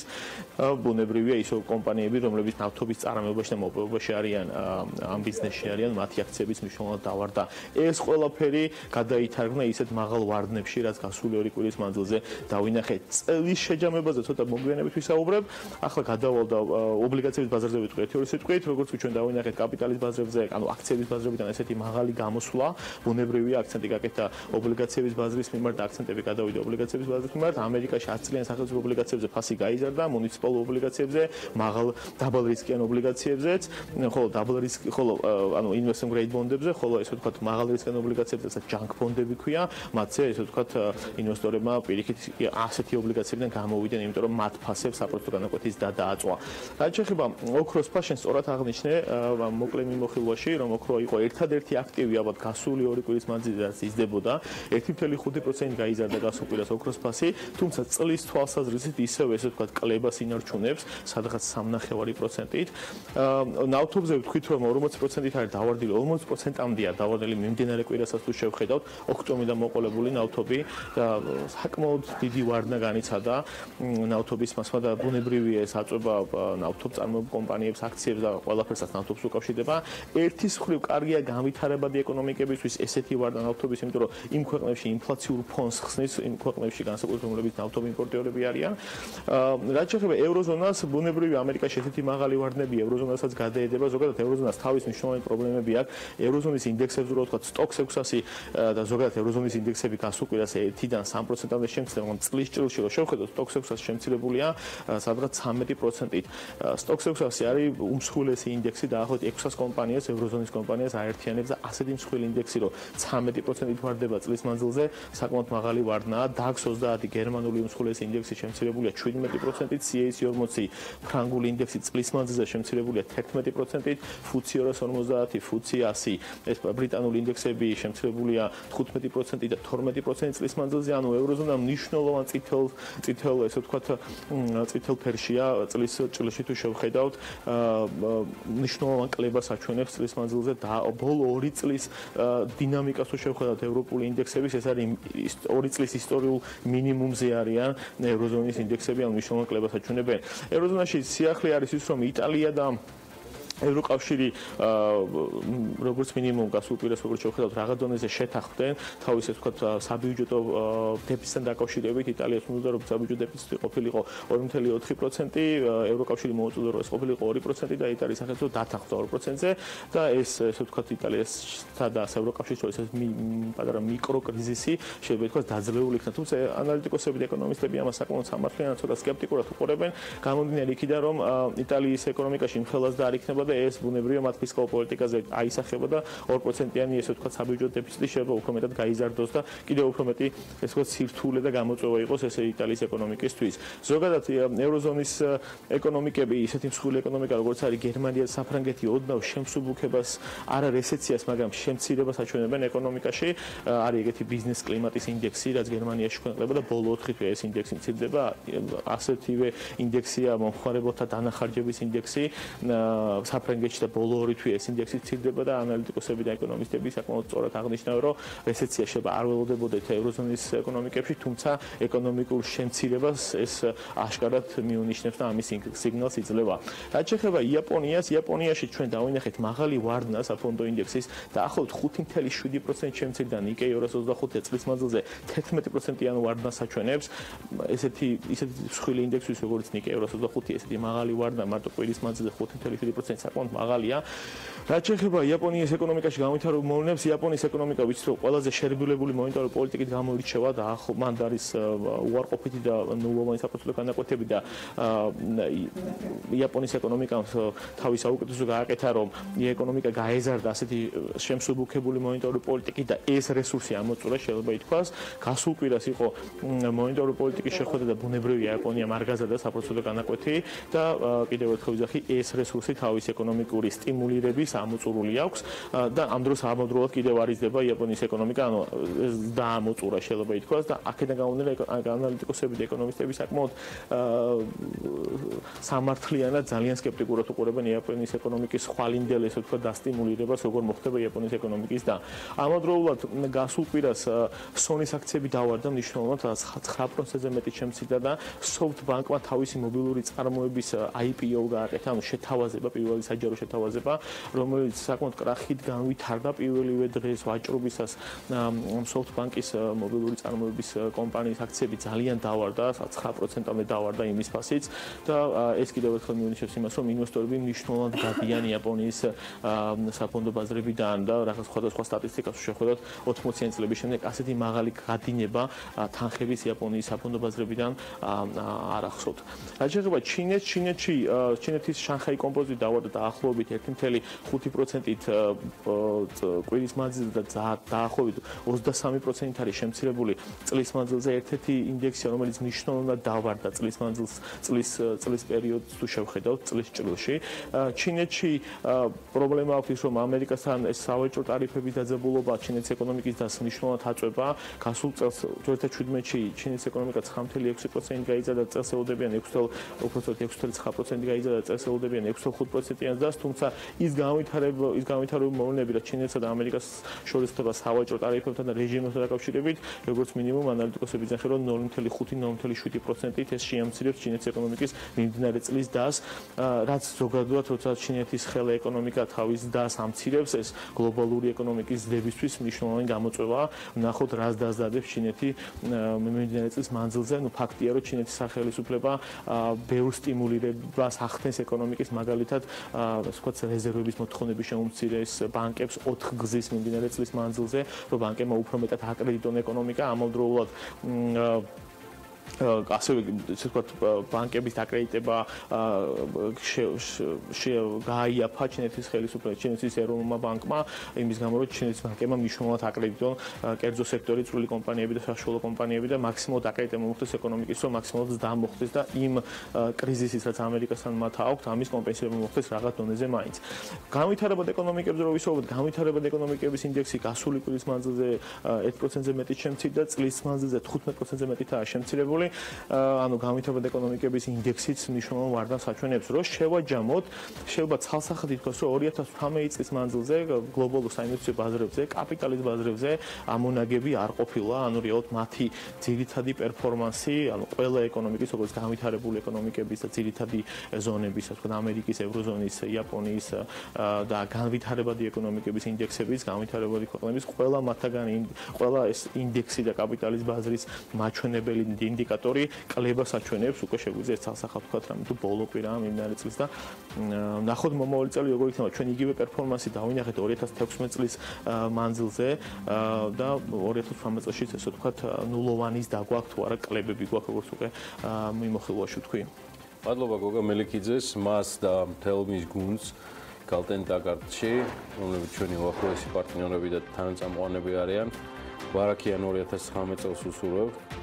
მშვიდობით ჩაგვემთავრებინოს 2018-იც და ერთად და დიდი შემართებით 2019-ში. მოდი ახლა გავიდეთ რეკლამაზე და რეკლამის შემდეგ უკვე არქის ჯგუფის აქტივობაზე ვისაუბრებთ. ჩვენი სტუმარი კომპანია არქის მარკეტინგის ხელმძღვანელი ელენე ბარათაშვილი იქნება, ის ემზადება ეთერისთვის და ეს ყველაფერი მოხდება სარეკლამო პაუზის შემდეგ.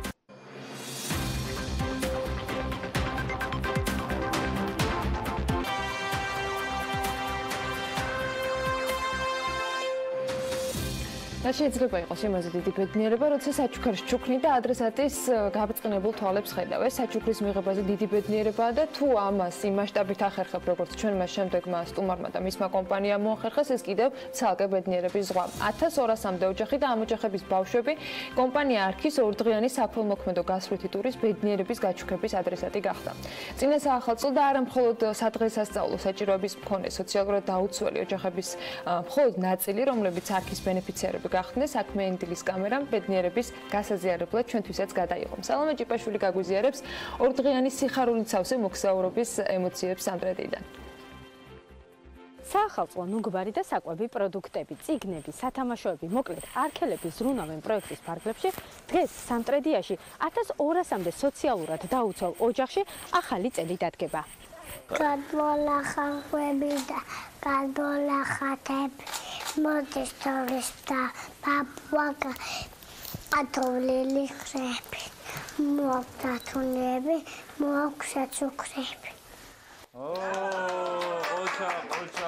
ახალი წელი ის გამორჩეული დღესასწაულია, რომელიც მთელი წლის განმავლობაში დაგროვილ თითოეული ადამიანის სურვილსა და ოცნებას აერთიანებს. ამ დღისთვის ყველა განსაკუთრებულად ემზადება.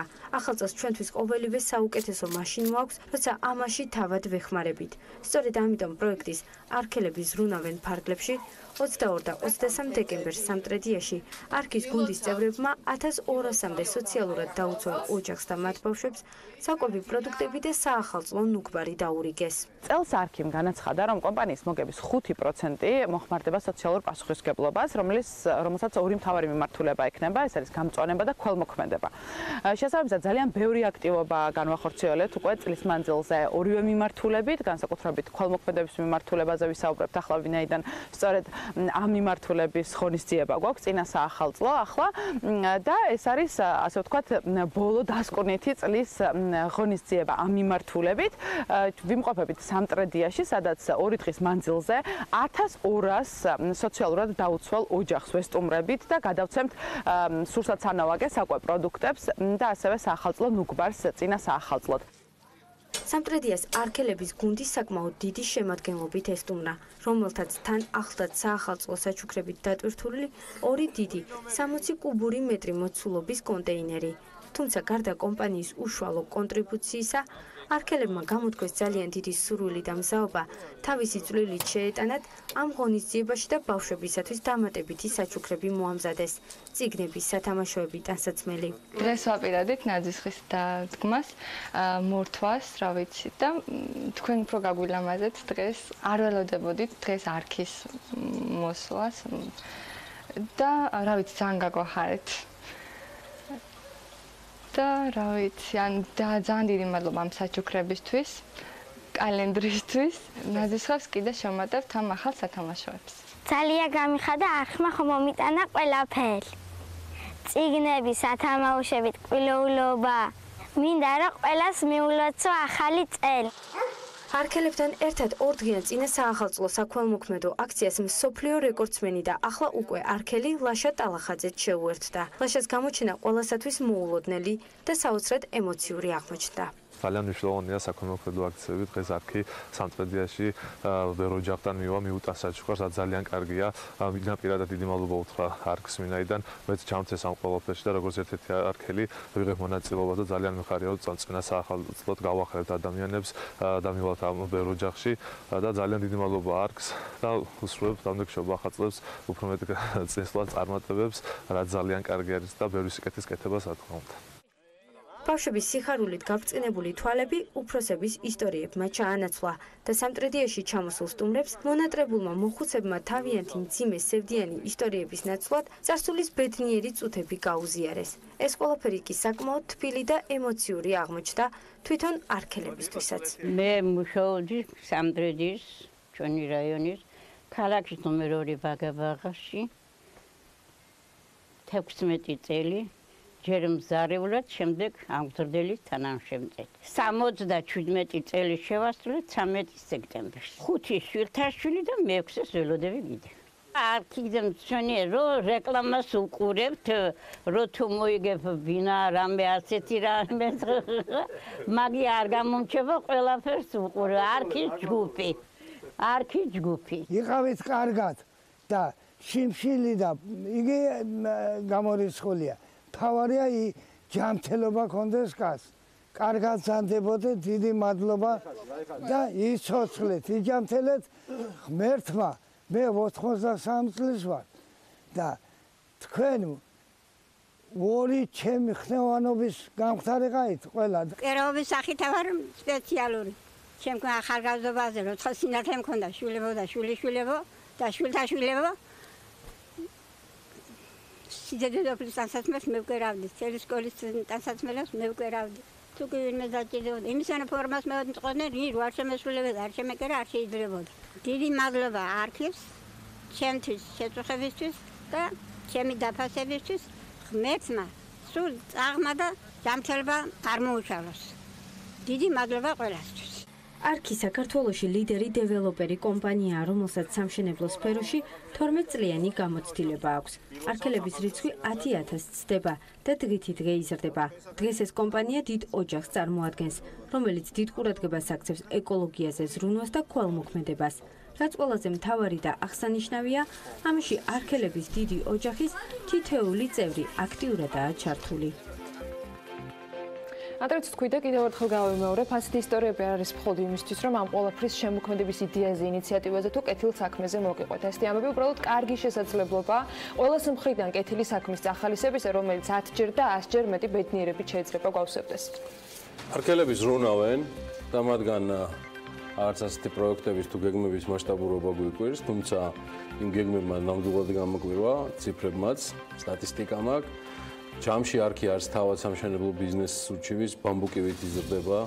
ამას ჩვენ ვაკვირდებით და ვხარობთ მათთან ერთად. ელენე ბარათაშვილს თხოვეთ არქის მარკეტინგის ხელმძღვანელს ჩვენთან მობრძანება. არა მხოლოდ ამ ამბავზე შევეცდებით წელიწადით შევაჯამოთ არქის ფარგლებში. ელენე დილამშვიდობის მადლობა რომ ხართ ჩვენთან ერთად. 5% შემოსავლებიდან ეს ძალიან მნიშვნელოვანი განაცხადია, ეს ფაქტიურად არის უკვე ბიზნესთან და სტატისტიკასთან მიახლოვებული თემა, თან იმის ფონზე რომ ფინანსური ანგარიშგება და ვალდებულება კომპანიებისთვის ხდება სავალდებულო, ზედმეტად გამჭვირვალე იქნება ეს ყველაფერი. ეს იქნება ერთი კონკრეტული მიმართულებით, რომელიც თავისთავად ჩაშლილია რაც ბრძანე ინტერვიუში. ეს იქნება აქცენტირებული გამწვანება და ქველმოქმედება. არის თუ არა ეს გაწერილი პრიორიტეტები უკვე 2018 წლიდან პროექტების მიხედვით, თუ არის რაღაცები, რაც უბრალოდ ავტომატურად წავა და თქვა ქველმოქმედებაში იქნება სხვადასხვა პრიორიტეტები. წელს ანუ ჩვენ ჩამოვაყალიბეთ ბრენდის მთავარი ფილოსოფია, რომელიც პრინციპში ყოველთვის იყო გარკვეული, მაგრამ ბრიტანელ კომპანიასთან ერთად ვიმუშავეთ ამაზე, ჩვენ არქელებთან, არქის გუნდთან ერთად, სადაც გამოიკვეთა, რომ ჩვენი არქის მთავარი ფილოსოფია არის ზრუნვა არქელებზე, ჩვენ დიდ ოჯახზე, ზრუნვა ბუნებაზე, გარემოზე და და ზრუნვა მოსახლეობაზე, ქველმოქმედება, ასე ვთქვათ, იმ ადამიანების გვერდში დგომა, ვისაც ეს ნამდვილად ჭირდება. სწორედ ამის ფარგლებში მივიღეთ ძალიან მნიშვნელოვანი გადაწყვეტილება, რომ არქის მოგების 5% სოციალურ პასუხისმგებლობას მოხმარდება აი ამ ორი ძირითადი მიმართულებით. ძალიან ბევრი აქტივობა ჩვენთვის ყოველთვის ძალიან მნიშვნელოვანი იყო სოციალური პასუხისმგებლობა, ძალიან ბევრი აქტივობა გვაქვს განხორციელებული წლების მანძილზე და წელსაც არაერთი ასეთი ღონისძიება იყო გამწვანების მიმართულებით, მაგალითად ძალიან ბევრი გამწვანების ღონისძიება გქონდა სხვადასხვა უბანში, სადაც ასევე ძალიან აქტიურად ჩვენი არქელები არიან ჩართული, ერთად ვდგავთ ხეებს, ერთად ვზრუნავთ ბუნებაზე იმ გარემოზე, სადაც ყველას ჩვენ გვიწევს ცხოვრება. ციფრებით რომ ვისაუბროთ, 3500-ზე მეტი ხე გვაქვს დარგული და აქაც მნიშვნელოვანი გადაწყვეტილება მივიღეთ, ყოველ მშენებლობის 10 კვადრატულ მეტრზე ერთ ხეს დავრგავთ და ეს ძალიან ბევრია რეალურად ჯამში, ძალიან ჩვენი მშენებლობების რაოდენობიდან გამომდინარე, ძალიან ბევრი დიდი რაოდენობა.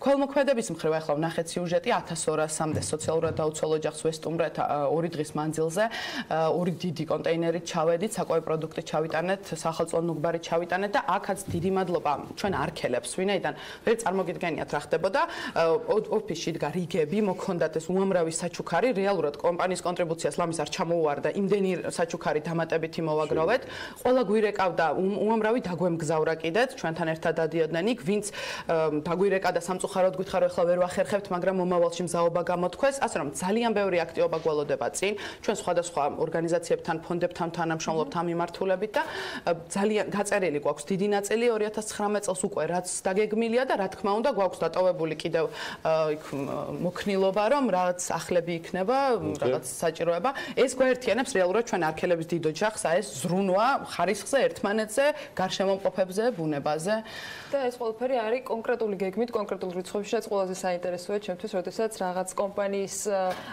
გეგმებს უყურებ და არის პროცენტულად დათვლილი, სად რამდენი, როგორ და როგორ შეიძლება გათვალო. მოდი თვითონ ბიზნესის ნაწილზე გადავიდეთ, წელს 19 დასრულებული პროექტი არის უკვე თქვენს ანგარიშზე. როგორ ასრულებთ ამ ნაწილში 2018-ს, როგორ პორტფელს შეგიძლიათ რომ ამ დროისათვის წარგვედგინოთ და გავაკეთოთ? კი ბატონო, ამ ეტაპზე გვაქვს არქის აქვს 12 წლიანი გამოცდილება და ამ 12 წლის მანძილზე უკვე გვაქვს 19 დასრულებული მრავალბინიანი საცხოვრებელი სახლი, ანუ 350.000 კვადრატული მეტრია ეს ჯამში და გვაქვს 14 მიმდინარე მშენებლობა 190.000 კვადრატული მეტრი. თბილისის ფაქტობრივად ყველა უბანში ვარ წარმოდგენილი, ასევე ბათუმში გვაქვს პროექტი. ჩვენ 2018 წელს კონკრეტულად 8 საცხოვრებელი სახლის მშენებლობა დავასრულეთ სხვადასხვა უბანში, მუხიანში, ვაზის უბანში, დიდ დიღომში, ისანში და ასე შემდეგ, ბათუმში მათ შორის, რაც ნიშნავს, რომ 1000-ზე მეტ არქელ ოჯახს უკვე აქვს თავისი ბინა, იქ ცხოვრობს ბედნიერად თავიანთ ოჯახებთან ერთად და რეალურად კომპანიის მთავარი მიზანი არის სწორედ ეს, რაც შეიძლება მეტი ასეთი გახარებული ადამიანი ყავდეს. დავიწყეთ ასევე 8 ახალი მრავალბინიანი საცხოვრებელი სახლის მშენებლობა, ასევე სხვადასხვა უბნებში, ისე ზოგი იგივე უბანში, ვთქვათ, ოღონდ ახალი პროექტები, ისე მუხიანი, ვაზის უბანი, ისანი ასევე. წელს რაც დავიწყეთ 8 ასეთი პროექტია, ანუ დავიწყეთ ისეთ უბანშიც, რომელშიც აქამდე არ ვიყავით, მაგალითად დიღმის მასივში და რაც ერთ-ერთი ყველაზე მოთხოვნადი გამოდგა, ეს არის არქი ფიჭვები თამარაშულზე იპოდრომთან, რომელიც პრემიუმ კლასის პროექტია, ძალიან დიდი მოთხოვნა გვაქვს, იმიტომ რომ უნიკალური ადგილმდებარეობა აქვს, ულამაზესი ხედები და რაც თავარია, ძალიან დიდი გამწვანებული ეზო, ბუნებრივად გამწვანებული, ჯამში იქნება 6000 კვადრატული მეტრი რეკრეაციული ზონა და ეხლა უკვე ძალიან გამწვანებულია და კიდევ ჩვენ არქელებთან ერთად აუცილებლად ბევრი ღონისძიება გვექნება, დავრგავთ დამატებით ხეებს და კიდევ უფრო გავამწვანებთ. შეგვიძლია ვთქვათ, რომ 2018 იყო განსაკუთრებულად წარმატებული მთელ ამ 12 წლიან ისტორიაში კომპანიისათვის? კი, ნამდვილად, მე შარშანაც ვიყავი ჩვენ თქვენთან და შარშანაც ასეთი განსაკუთრებული წელი იყო, წელს კიდევ უფრო შედეგიანი წელი გვაქვს. ყოველწელს მაგის თქვა, ესე იგი ნამდვილად კომპანია იზრდება, ძლიერდება, ჩვენი არქელების რაოდენობა რაც თავარია იზრდება და უზარმაზარი ოჯახი ყავს 10000 არქელი, ეს არის ძალიან დიდი რაოდენობა და ძალიან დიდი პასუხისმგებლობა, რა თქმა უნდა, როდესაც ამდენი ხალხი ირჩევს არქის და არის ჩვენი მაცხოვრებელი. 2018 წელს ჰქონდა ბევრი საინტერესო კამპანია, ერთ-ერთი მათგანი იყო ჩვენი 2 ძალიან საპატიო არქელის მონაწილეობით, ესენი არიან არქელი ლაშატალახაძე, რომელიც ჩვენთან ერთად იყო სამტრედიაში და არქელი ზაზაფაჩულია. სახალისო რეკლამები. ძალიან სახალისო რეკლამები, რომლებიც არქის უპირატესობებს უსმევდა ხაზს. ძალიან კიდევ ერთხელ აღვნიშნო, რომ ძალიან ამაყები ვართ, რომ ეს 2 ლეგენდარული სპორტსმენი ირჩევს არქის და არქის დიდი ოჯახის წევრია. ჯამში 2018-ში რამდენი პირი გაქვთ გაყიდული? 2018 წელს, ესე იგი, ბევრი აქცია და ღონისძიება გვქონდა. ჩვენ ყოველთვის, როგორც ვთქვით, არქელებზე ზრუნვა ჩვენი მთავარი მიზანია. აქედან გამომდინარე, ყოველთვის თავაზობთ მათ მორგებულ პირობებს, იქნება ეს უმაღლესი ხარისხი, მათზე მორგებული გეგმარება, ინდივიდუალურად დაპროექტება თუ ვთქვათ, სხვადასხვა გადახდის პირობები, არანაირი პირველადი შენატანი, გრძელვადიანი განმავლობაში და უპროცენტო ასე შემდეგ. ასევე გვაქვს აქციები და წელს გვქონდა უპრეცედენტო შემთხვევა, ერთდღიანი აქციები გვაქვს, რომელიც ჩვენი ნოუ-ჰაუა კომპანიის და ერთ-ერთ ასეთ ღონისძიებაზე 78 ბინა ერთი დღის მანძილზე გაიყიდა. ანუ 78 არქელი ოჯახი შეემატა ჩვენს დიდ ოჯახს, ეს ძალიან დიდი პასუხისმგებლობაა და შობს ამ დროს არქის გაყიდვების ეს არის იმხელან, ეს არის რეალურად ნდობის გამოცხადება ამ ადამიანებისგან, უზარმაზარი ნდობის, რომელიც ჩვენთვის არის დიდი პასუხისმგებლობა და დიდი мотиваცია, რომ ყველაფერი გავაკეთოთ მაქსიმალურად. 6 დღე დარჩენილი არის კიდე. შეიძლება გაიგო. კი, ანუ წელს ჯამში პერიოდი თან ძალიან აქტიური პერიოდი გვაქვს დარჩენილი. შეიძლება რა ვიცი. ეგეთი აქცია აღარ გვაქვს, მაგრამ ეხლა მიმდინარეობს წინასახალწლო აქცია და ძალიან აქტიური პერიოდი, ანუ ჯამში რომ შევაჯამოთ 1100 ბინა არის წელს გაყიდული, ანუ 1100 ახალი არქელი ოჯახი, რაც დაახლოებით 4000-ზე მეტი გახარებული ადამიანია და ანუ კომპანიის ჯამურმა შემოსავალმა ამ ეტაპზე 140 მილიონ ლარს გადააჭარბა და კიდევ აი ეს ერთი კვირა გვაქვს დარჩენილი და დარწმუნებული ვარ, ბევრი არქელი დაგვემატება კიდევ. ერთის მხრივ რთული მისახვედრი არის, რომ ყველანაირი შემოსავლის მქონე ადამიანზე გათვლილ ბინებზე გაქვთ თქვენ სწორება, იმიტომ რომ სხვადასხვა უბანი რეალურად სხვადასხვა ფასს იძლევა და სხვადასხვა შემოსავლის მქონე ადამიანისათვის აძლევს შეძლებას, მაგრამ მეორე მხრივ არსებობს კონკრეტული მონაცემები, როგორც ვიცი, კვლევა იყო, რომელიც ძალიან დიდი ინტერესით ველოდები, რა კვლევა და რა შედეგები აჩვენა არქმა გაყიდვებთან დაკავშირებით, ინტერესებთან დაკავშირებით, რომელიც სამშენებლო ბიზნესს უკავშირდება. ეს იყო სამომხმარებლო კვლევა, რომელიც წლის ბოლოს ჩატარდა, 2018 წლის სამომხმარებლო კვლევა ამ სფეროში კონკრეტულად, სადაც რომელმაც ნათლად ცხადყა, რომ არქი არის ყველაზე ცნობადი კომპანია ამ სფეროში, ანუ მოსახლეობის გამოკითხულთა 35% სწორედ არქის ასახელებს პირველად, როდესაც ეკითხებიან სამშენებლო დეველოპერულ კომპანიას, 35% არის არქის ან პირველ ადგილზე ჩვენ ვართ არქის მაჩვენებელი, რაც 20%-ით აღემატება მეორე ადგილოსან, 75%-ით მესამე ადგილოსან. ასევე იყო დასმული კითხვა, რომელია ყველაზე სასურველი კომპანია გამოკითხულებისთვის, სადაც ასევე არქი ლიდერობს, 31% აცხადებს, რომ სწორედ უნდა რომ გახდეს არქელი, გახდეს ჩვენი დიდი ოჯახის წევრი, რაც აქ სხვაობა კიდევ უფრო დიდია, მეორე ადგილოსან 22%-ით აღემატება და მესამე ადგილოსან 80%-ით, ნუ სხვებს აღარც აღნიშნავთ, იმიტომ რომ ძალიან დიდია სხვაობა. და ერთ-ერთი კიდევ ძალიან მნიშვნელოვანი კრიტერიუმი ეს იყო სანდოობა კომპანიის, სადაც უპირობო ლიდერია არქი პირველ ადგილზე, ანუ ყველაზე სანდო კომპანია დასახელდა და კიდევ ერთხელ დიდი მადლობა ყველა არქელს, ყველა მომავალ არქელს აი ამ ნდობისთვის, იმიტომ რომ ეს გამოხატულია ციფრებშიც, ეს გამოხატულია კომპანიის მიმართ დამოკიდებულებაში და ეს დიდი პატივია ჩვენთვის და პასუხისმგებლობა. ყველაზე მეტად რომელი უბნები არის მოთხოვნადი, აი სასურველობიდან გამომდინარე, თუ ამ კვლევაში არ იყო თქვენ გექნებათ გაყიდვიდან გამომდინარე. კი ბატონო, იცით რა, ძალიან გადანაწილებულია, ასე ვთქვათ, უმეტესობა ესე არ არის რომ ერთი რომელიღაცა უბანი უნდათ, იმიტომ რომ აქ არის რეალური შედეგები, ანუ ვთქვათ, სად გინდა მარტო არა, სად ასევე შეგიძლია შეიძინო ბინა და აქედან გამომდინარე ძალიან გადანაწილებულია თბილისის მასშტაბით. ძალიან დიდი მოთხოვნა გარეუბნებზე, ასევე მოთხოვნადია ვთქვათ საბურთალო ცენტრალური უბნები და რაც ძალიან მნიშვნელოვანია, ზოგადად აი უბანთან დამოკიდებულება მაგალითად ისეთი აქტუალური აღარ არის, როგორიც იყო აქამდე. ანუ უკვე ის ურჩევნიათ რომ ვთქვათ ბინა იყოს შესაფერისი რეკრეაცია იყოს და აი ეს სტერეოტიპები მეტნაკლებად იმსხვრევა რომ მაინც და მაინც ცენტრში უნდა ყველას საინტერესო ეს არის ამი ახალი დინამიკა ხო არ გამოიკვეთა აი ამ სასურველი უბნის ან ბინის არჩევაში რაც აქამდე არ იყო არა მე მგონი არ არის არაფერი ისეთი განსაკუთრებული ახალი ტრენდი ასე ვთქვათ და მიმართულება მეტნაკლებად ანუ ყველა ადამიანს უნდა მეტნაკლებად ისევ სიახლოვეს ცხოვრება სადაც ახლა ცხოვრობს ან ნუ უნდა უფრო ვთქვათ ცენტრისკენ გადმოსვლა მაგრამ ეს აღარ არის თუმცა არქის 2019 წლის გეგმებიდან ალბათ გამორჩეული ერთ-ერთი ყოველ შემთხვევაში მაინც იქნება მისი ახალი ოფისი ვთქვათ კი რა თქმა უნდა 2019 წელს ბევრი სიახლე გვაქვს იქნება ეს ახალი პროექტები თუ ვთქვათ ბრენდული სასტუმროების მშენებლობებს ვიწყებთ ერთ-ერთი ძალიან მნიშვნელოვანი სიახლე ასევე არის ის რომ იტონგის ქარხნის მშენებლობა სრულდება ეს არის გერმანული ენერგოეფექტური ბლოკი გერმანელ პარტნიორებთან ერთად ვაშენებთ ამ ქარხანას იტონგიზე ბევრს ვაპარაკობთ ძალიან მაგარი ანუ ხარისხიანი პროდუქტი, ენერგოეფექტური, მყარი, ცეცხლგამძლე და ასე შემდეგ და რა თქმა უნდა კომუნალურ გადასახადებს ზოგავს შემდეგ უკვე.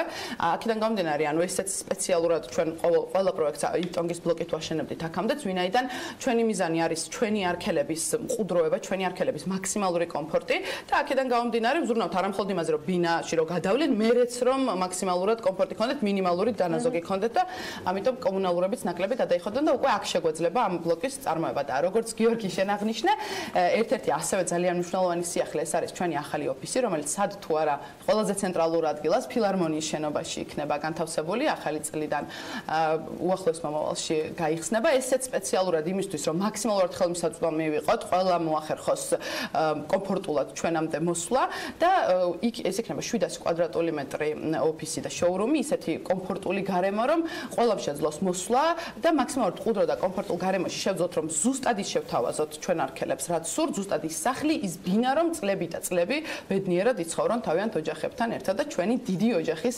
ბედნიერი წევრები იყვნენ, რაც ყველაზე მნიშვნელოვანია ჩვენთვის. მეგონი არ გაუჩერდებათ. ესეთი გილოცავთ ახალ წელს. სტელნე ბარათაშვილი, არქის მარკეტინგის ხელმძღვანელი, სულ რამდენიმე წუთში მასთან საუბრის ვიდეო ვერსიას ნახავთ BMG-ზე, თუმცა იმდენად ბევრი ახალი ამბავია, რომ BMG მოახდენს არქის ამ სიახლეების დისტრიბუციას სხვადასხვა ახალ ამბებად სულ რამდენიმე წუთში ჩვენს ვერ გვეწევთ. ელინე, დიდი მადლობა. გავაცილებ სტუმარს და სულ რამდენიმე წუთში რევაზ ვაშაკიძე საქმიანი დილის სტუდიაში.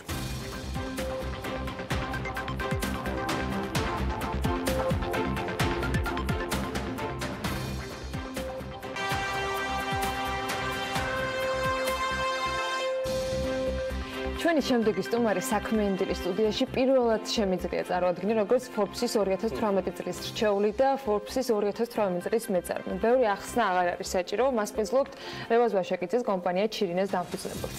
მე ბევრის თქმა შემიძლია მისთვის როგორც Forbes-ის სხვა ამ შემთხვევაში ნომინანტებისთვის სრულიად მოულოდნელი იყო ჯილდო, ეს Forbes-ის სტანდარტია.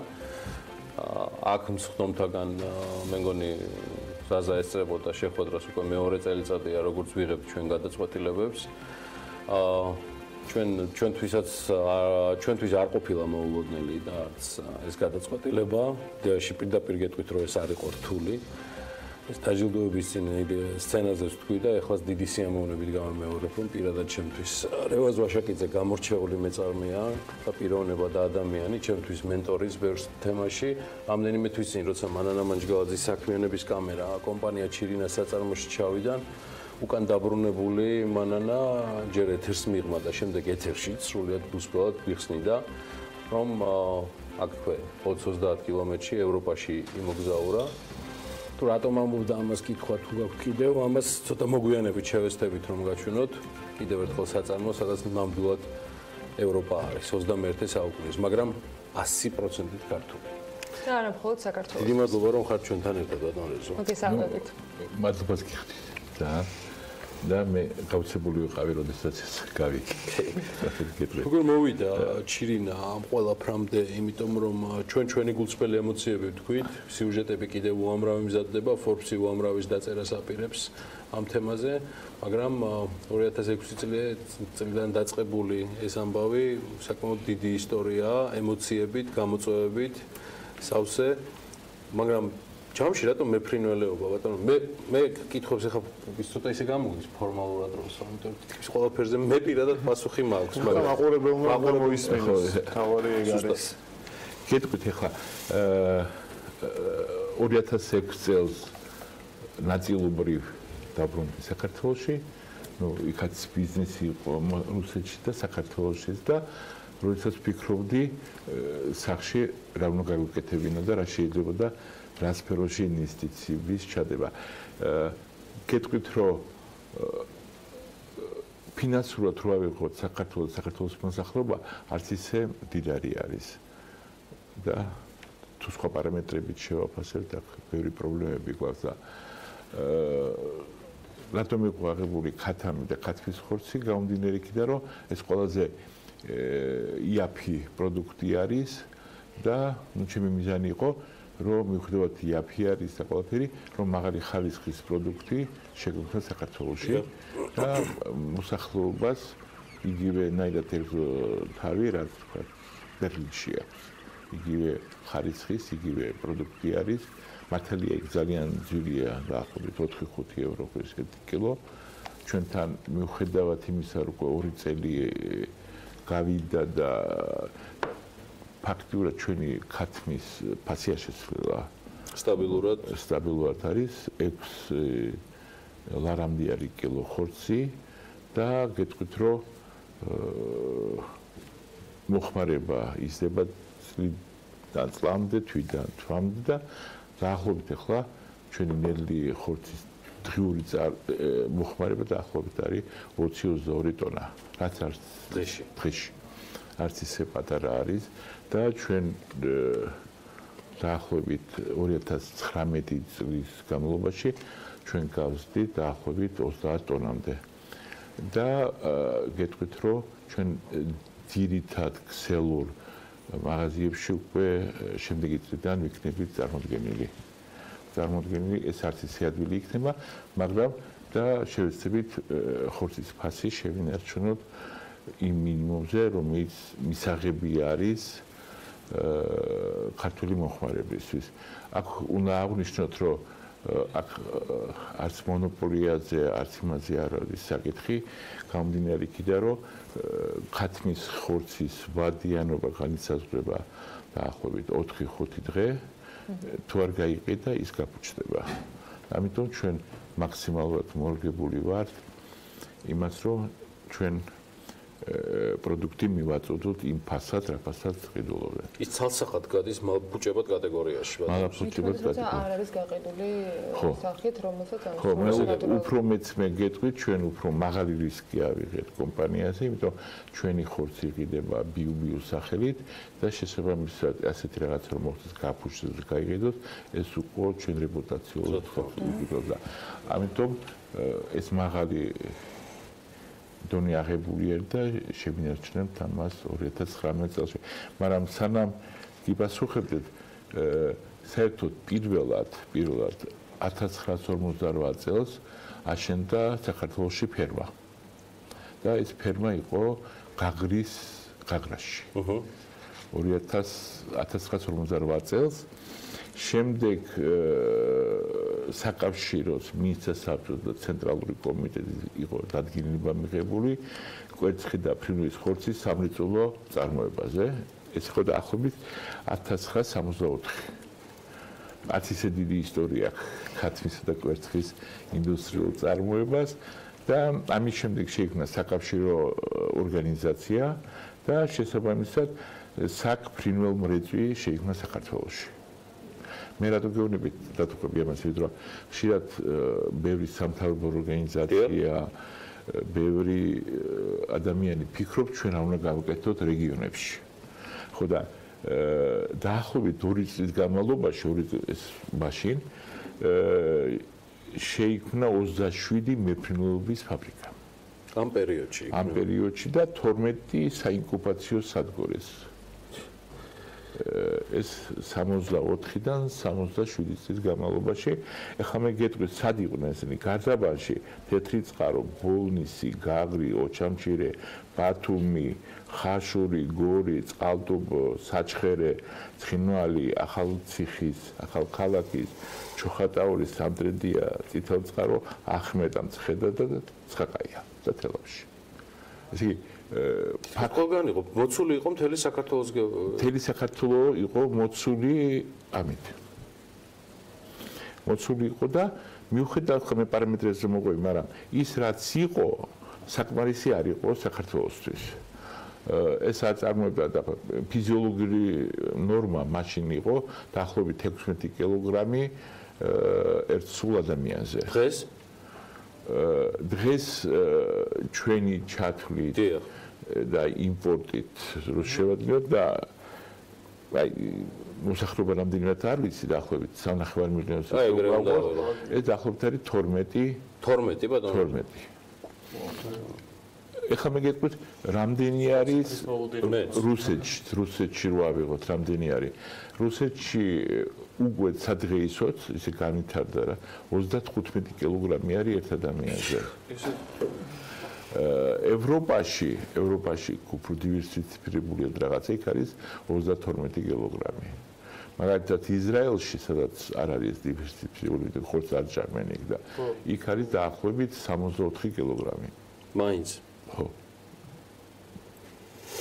ეხლა საინტერესო რაცაც გეტყვით, რომ საქართველოს სრულად რო დააკმაყოფილოს დაახლოებით 24 კილოგრამი რო იყოს ერთად, უნდა აწარმოოს დაახლოებით 100,000 ტონა ქათამი წელიწადში. ჩვენ როდესაც ახლა მე 2019 წელს მოვიყვებით, როდესაც ჩვენ უფრო გავიზრდებით, გავფართოვებით, ჩვენ ვაწარმოებთ 25,000 ტონას. ბატონო, საფრთხეა? ხო, 25,000 ტონას და ფაქტიურად როგორ გითხრათ, ისი ბაზარი არის ცარიელი, გამომდინარე იქიდან, რომ საქართველოში უნდა იწარმოებდეს 100,000, 120,000 ტონა ქათამი. ფაქტობრივად თქვენი ხა კონკურენტების წარმოჩენას მოუწოდებთ. არა, მე კონკურენცია კარგია საერთოდ. თავისთავად. იმიტომ უფრო მუშაობს შენ თავზე, უფრო იმასკენი, ხომ ეს კარგი არის და ნუ მოუწოდეთ მოდი, მაგრამ ეს აუცილებელი არის. ხო, ამ ხელას სივრცე. მე რატომ გეუბნები? კონკურენციაც არ გამოდის, უფრო ბაზრი დაგმაყოფილება გამოდის ამ რეჟიმში, იმიტომ რომ გადასანაცვლებელი არის ხო ეს ამ ხელას. ასე გიბია და მე რატომ გითხარით, ეს საქმიანი მრეწვი. იყო ორგანიზაცია, გარდა ამისა, ქონდა სამეცნიერო დაწესებულებიც იყო და ბევრი რაღაცა ჯიშთა სადგური იყო და ფაქტიურად საერთოდ ამ ჩართული იყო ძალიან ბევრი ხალხი. ამ ინდუსტრიის გაწევაში, როგორც სამეცნიერო, ასევე პრაქტიკული კუთხე. ხო. და ეს იყო საქმიანი მრეწვი. ხო, საქმიანი მრეწვი იყო, რომელიც რევოლუცია რომ მოხდა თუ რაც მოხდა, რომ საბჭოთა კავშირი დაიშალა, ეს ყველაფერი დაიშალა და დარჩა ისტორიას. დარჩა ისტორიას, ხო. მაგრამ მიუხედავად ამისა, საჭირო არის, საერთოდ მთავრობის ძირითადი დანიშნულება არის, რომ ხელი შეუწყოს არა ფინანსურად, საკანონმდებლო ბაზაზე, რომ ხალხმა გააკეთოს ინვესტიცია და განვითარდეს. ასეთი არის შესაძლებელი და მე დარწმუნებული ვარ, რომ მომავალში ან შეიძლება წელს ან შემდეგ წელს დაიწყოს ამ მიმართულებით აქტიური მუშაობა. იმიტომ გეტყვით ხა, რაც შეეხება თუ ავიღოთ ღვინის ბიზნესი რო ავიღოთ და თქვათ ქათმის ბიზნესი. ქათმის ბიზნესი სამჯერ 4ჯერ უფრო მეტ ფინანსებს იძლევა, ვიდრე შემოსავლიანობის კუთხე, ინდუსტრია, როგორც ინდუსტრია, ხო. მეფრობიკ მეკორცხეობა, ყველაფერი ესეთი. და ეს რაც მთავარი ეს ერთი მხარეა, მე ფული არ მინდა საუბარი, მე მინდა რომ ეს აუცილებელი არის ადამიანის ნორმალური განვითარება. თუ ცილა არ არის, ის ცოტა მოდებილო არის, ცოტა განვითარებელია, ცოტა ისეთი, ხო და ეს მე რომ გითხრა, ჯანმრთელობის დაცვის სამინისტროც უნდა არეგულირდეს, თუ ადამიანი ბავშვი ნამდვილ ხორცს მზარდი გასხდები მზარდი ორგანიზმის ოქსფამის კვლევა იყო შესაძლოა შარშან და ძალიან დიდი ჩამორჩენა გვაქვს როგორც აი ყველა მიმართულებით, მათ შორის ისეთი ყველაზე ხელმისაწვდომი პროდუქტების მიმართაც კი ხილი, რომელიც არის ჯილდო არის ბევრი ბავშვი. მე ქათამი რომ მოგიღებით, იქ გარდა ამისა იყო ხორბის წარმოება, სიმინდის წარმოება, თამდები იყო და ეს ხალხი იყო ну, როგორ ვთქვათ, შემოსავლელი ქონდა. საქართველოში სოფელში ძალიან დიდი შემოსავლები ქონდა და დაკავებული იყვნენ ამით და ეს ძალიან მაღალ შემოსავალს იძლეოდა და ხალხი არ მოდიოდა ასე აქტიურად ქალაქში. ეს ძალიან მნიშვნელოვანია. ბატონო, ახსენეთ და აქვე მინდა მაინც დროიდან გამომდინარე 2019 წლის გეგმების ნაწილზე მაინც ვისაუბროთ. რა შენდება, უფრო კიდევ ერთხელ რომ მოვყვეთ რა მოცულობებიდან გამომდინარე, მიღმა იმისა, რაც აღნიშნა ევროპის რეკონსტრუქციისა და განვითარების ბანკმა და რომლის ტირაჟირება ჩვენ მაინც მოვასწარით. რა მოცულობებზე გავალთ, ეს იქნება 25,000 ტონა მხოლოდ ჩირინას მიმართულებით წლიური. ხო, ჩვენ ესე იგი ზრდით წარმოებას დაახლოებით 30-40%-ით, მაგრამ ეს გაზრდა მარტო ფერმებით არის, ეხლა რომელიც უნდა ვაშენოთ. ეს იყო დაკავშირებული თქვა აი ეს ინკუბატორის გაზრდასთან. თქვენ რო წარმოედგინოთ, წლიურად ჩვენ შეგვიძლია 25 მილიონი წიწილა გამოჩეკოთ. ეს 25 მილიონი წიწილა რო გაგვაქვს საქართველოს მოსახლეობაზე, რამდენი იქნება, ბევრი იქნება. გამოდის 8 რაზე გავყოფთ ხო ბევრი არის რაც საშუალებაც გვაძლევს ჩვენ საქართველოს დანარჩენი ინდუსტრიული ნაწილები რომელიც ის დავაკმაყოფილოთ და ეს რატომ არის საჭირო ავანტყოფობები არ შემოვიდეს საქართველოში ძალიან მნიშვნელოვანი არის შემდეგ ჩვენ გავზარდეთ კობიკორმის ქარხნის წარმატება 10 ტონა ქონდა ხო 15 ტონას წარმოებდა და შემდეგი ბოლო ეტაპი იქნება ბროილერების სახლების აშენება რომელიც უკვე დაწყებული გვაქვს და გარიზდებით და ბატონო როგორ გადანაწილდება სტრუქტურა 2019 წლის ბოლოსთვის ადგილობრივი ბაზრის და ექსპორტზე ანუ თქვენ ერთი გარანტირებული ბაზარი აზერბაიჯანის სახით უკვე არის თუმცა Forbes-ის გალაზე თქვენ სცენიდან ბრძანეთ რომ თქვენ გეგმავთ წარმოების გახსნაც აზერბაიჯანში მე ჯერ მაინტერესებს ბალანსი როგორ გადანაწილდება და შემდეგ ბალანსი ჩვენი პოლიტიკით რაც ჩვენ დასაწყისში აგებული გქონდა ეს ძირითადად უნდა იყოს საქართველოში მოხმარება მე გითხარით ციფრების კი ნორმალურისთვის გამართულათაც გამართული და ისტორია ხო და რაც შეეხება აზერბაიჯანს მე გახდით იქ შეხვდით ძირითადად წარმოებებს და გეტყვით რომ ჩვენი ძირითადი ის არის რომ ჩვენ ვართ კონკურენტ უნარიანი შესაძლოა ჩვენი გაკითხვის ფასი ამინსკის ადგილს და იმათი ფიქრებულება თვითონ იყო რომ დაახლოებით 30% აღემატება ჩვენ ფას გაკითხვის და ეს საშუალებაც გვაძლევს ჩვენ ამიტომ ექსპორტზე გაგვახს მაგრამ ჩვენ ძირითადად გვინდა ეს დავამაყოფილოთ ხა რაც შეეხება შემდგომ განვითარებას საქართველოში გეტყვით რომ აქ რო ავაჩინოთ რომ აზერბაიჯანი მომა ეს შესაძლებელი არის მაგრამ იქ უფრო მეტი შეღავათები არის უფრო საინტერესო ადგილზე ბატონო აშენება უფრო ადგილზე საინტერესოც არის ჩვენ ამას განვიხილავთ გადაწყვეტილება არ მიგვიღია მაგრამ ჩვენ განვიხილავთ ამ საკითხს და იქ არის სამი ძირითადი კომპანია და ორთან თვითონ გთხოვეს რომ ჩვენ გავხდარიყავით პარტნიორები ამ კომპანიის და საშუალებაც მიცემ იქ უფრო ამაღლდეს წარმოება და ეს რა ტიპის შეღავათებია იქ ისეთი რომელიც 2018 წელს თქვენ როგორც მეწარმეამ ვერ ნახეთ საქართველოში და რა გამოწვევების წელიწადი იყო საქართველოს მე ვიცი მაგალითად გეტყვით იქ სოფლის მეურნეობის ასეთი პროდუქტი არის დამატებითი ღირებულებისგან სრულად განთავისუფლებული არის ერთი მეორე ქონების გადასახადებზე არის შეღავათი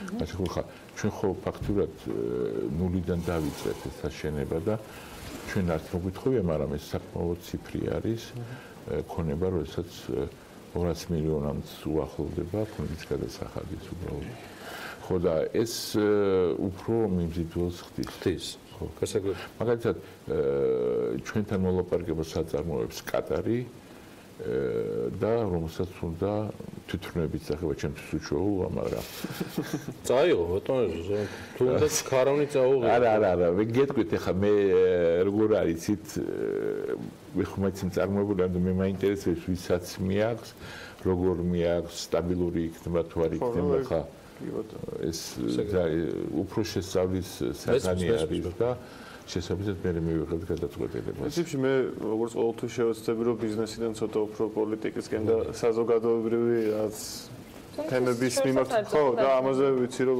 ყოველთვის აქტიური ხართ გადასახადები ახსენეთ და აი ამ უკანასკნელი პერიოდის ყველაზე აქტუალური ნაწილი რაც არის კიდევ ერთი გადასახადი ემატება ამ შემთხვევაში საპენსიო ფონდს გულისხმობ საინტერესო არის ყოველთვის ესეთი დიდი ბიზნესების წარმომადგენლები რას ფიქრობენ მოსახლეობასაც საინტერესებს თქვენი შეფასება როგორი არის ამასთან დაკავშირებით კარგით მე სანამ უშუალოდ საპენსიოს იგი პასუხებ მე გეტყვით რომ საქართველოში არის ბევრი პატარა მწარმოებლები ეს ფაქტიურად არის მე რაც ჩამოვთვალე აი ეს ქალაქები და რაიონები და სოფლები სადაც ქათამი წარმოებოდა ეს ქათამს აწარმოებენ როგორც ეს ყველაფერი არის გასული საგადასახადო გადასახადიდან ზონიდან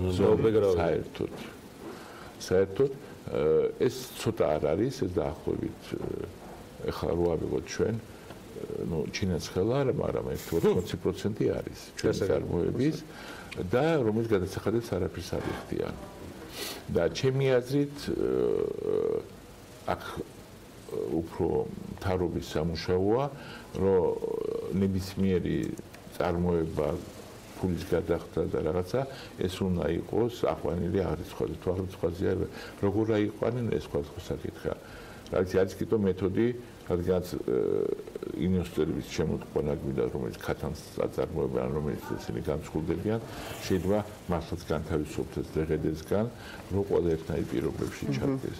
ისე როგორ გითხრათ, აი ნაწილი იხდით, ნაწილი არის, რაც საინტერესო მოდელი. ხო, მაგალითად აზერბაიჯანში ასე არ არის, ახლა ყველა არის განთავისუფლებული. უბრალოდ იქ ინდუსტრიაა განთავისუფლებული, მიმართულება. ხო, მიმართულება, ხო.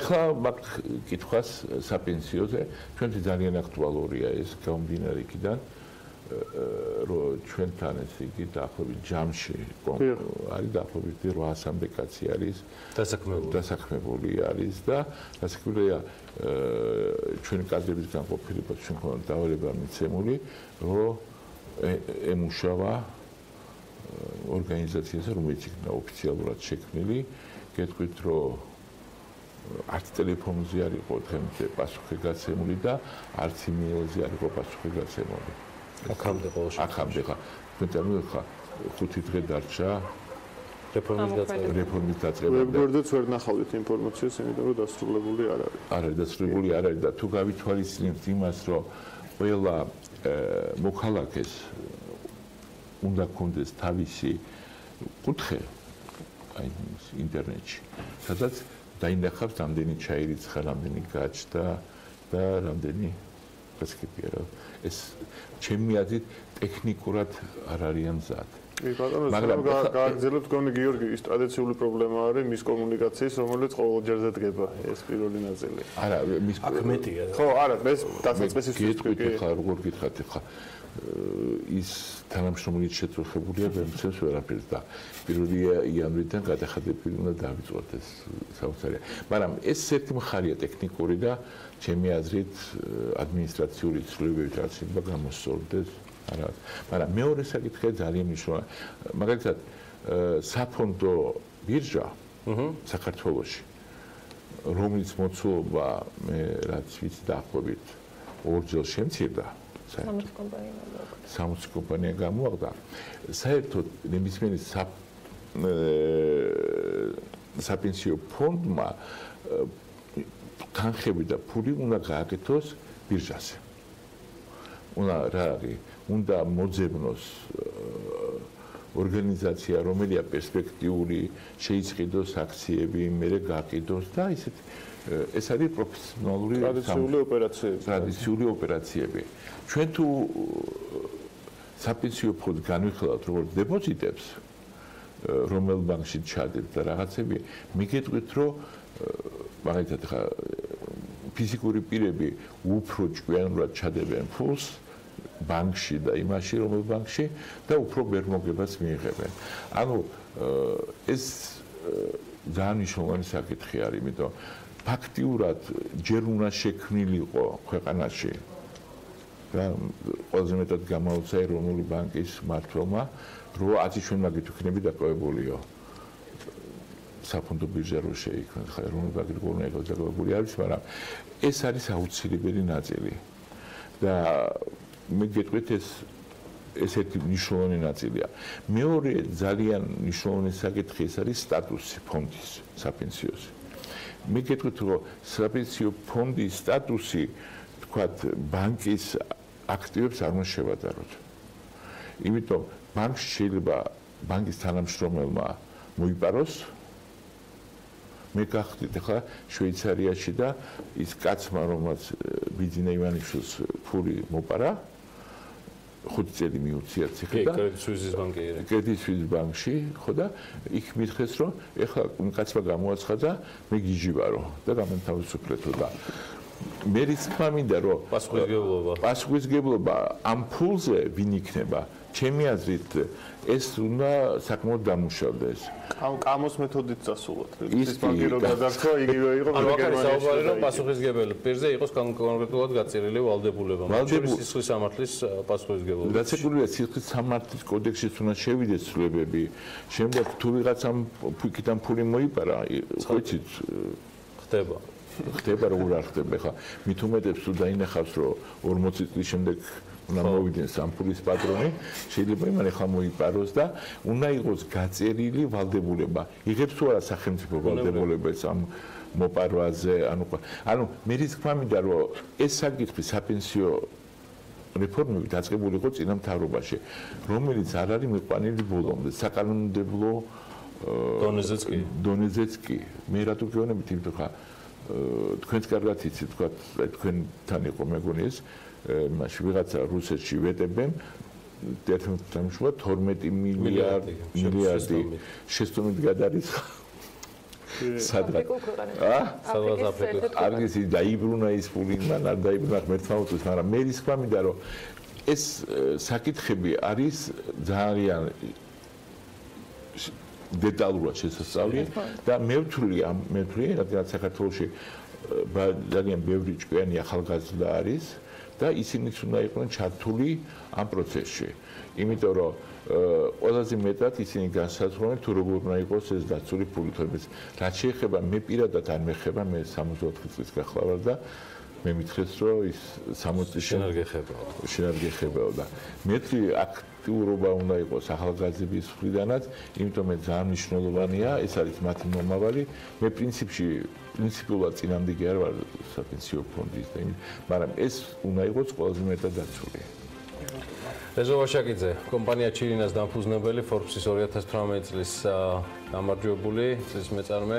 არის იმდენი გვაქვს შესაძლებლობა, რომ მხოლოდ შემიძლია ახლა Pirveli საინფორმაციო სამსახურს დაუთმო ასპარეზზე, ისაც გადავაცილეთ დროს, ძალიან საინტერესო იყო კიდევ თემები და იმედია მოახერხებთ კიდევ საუბარს. დიდი მადლობა კოლეგებო.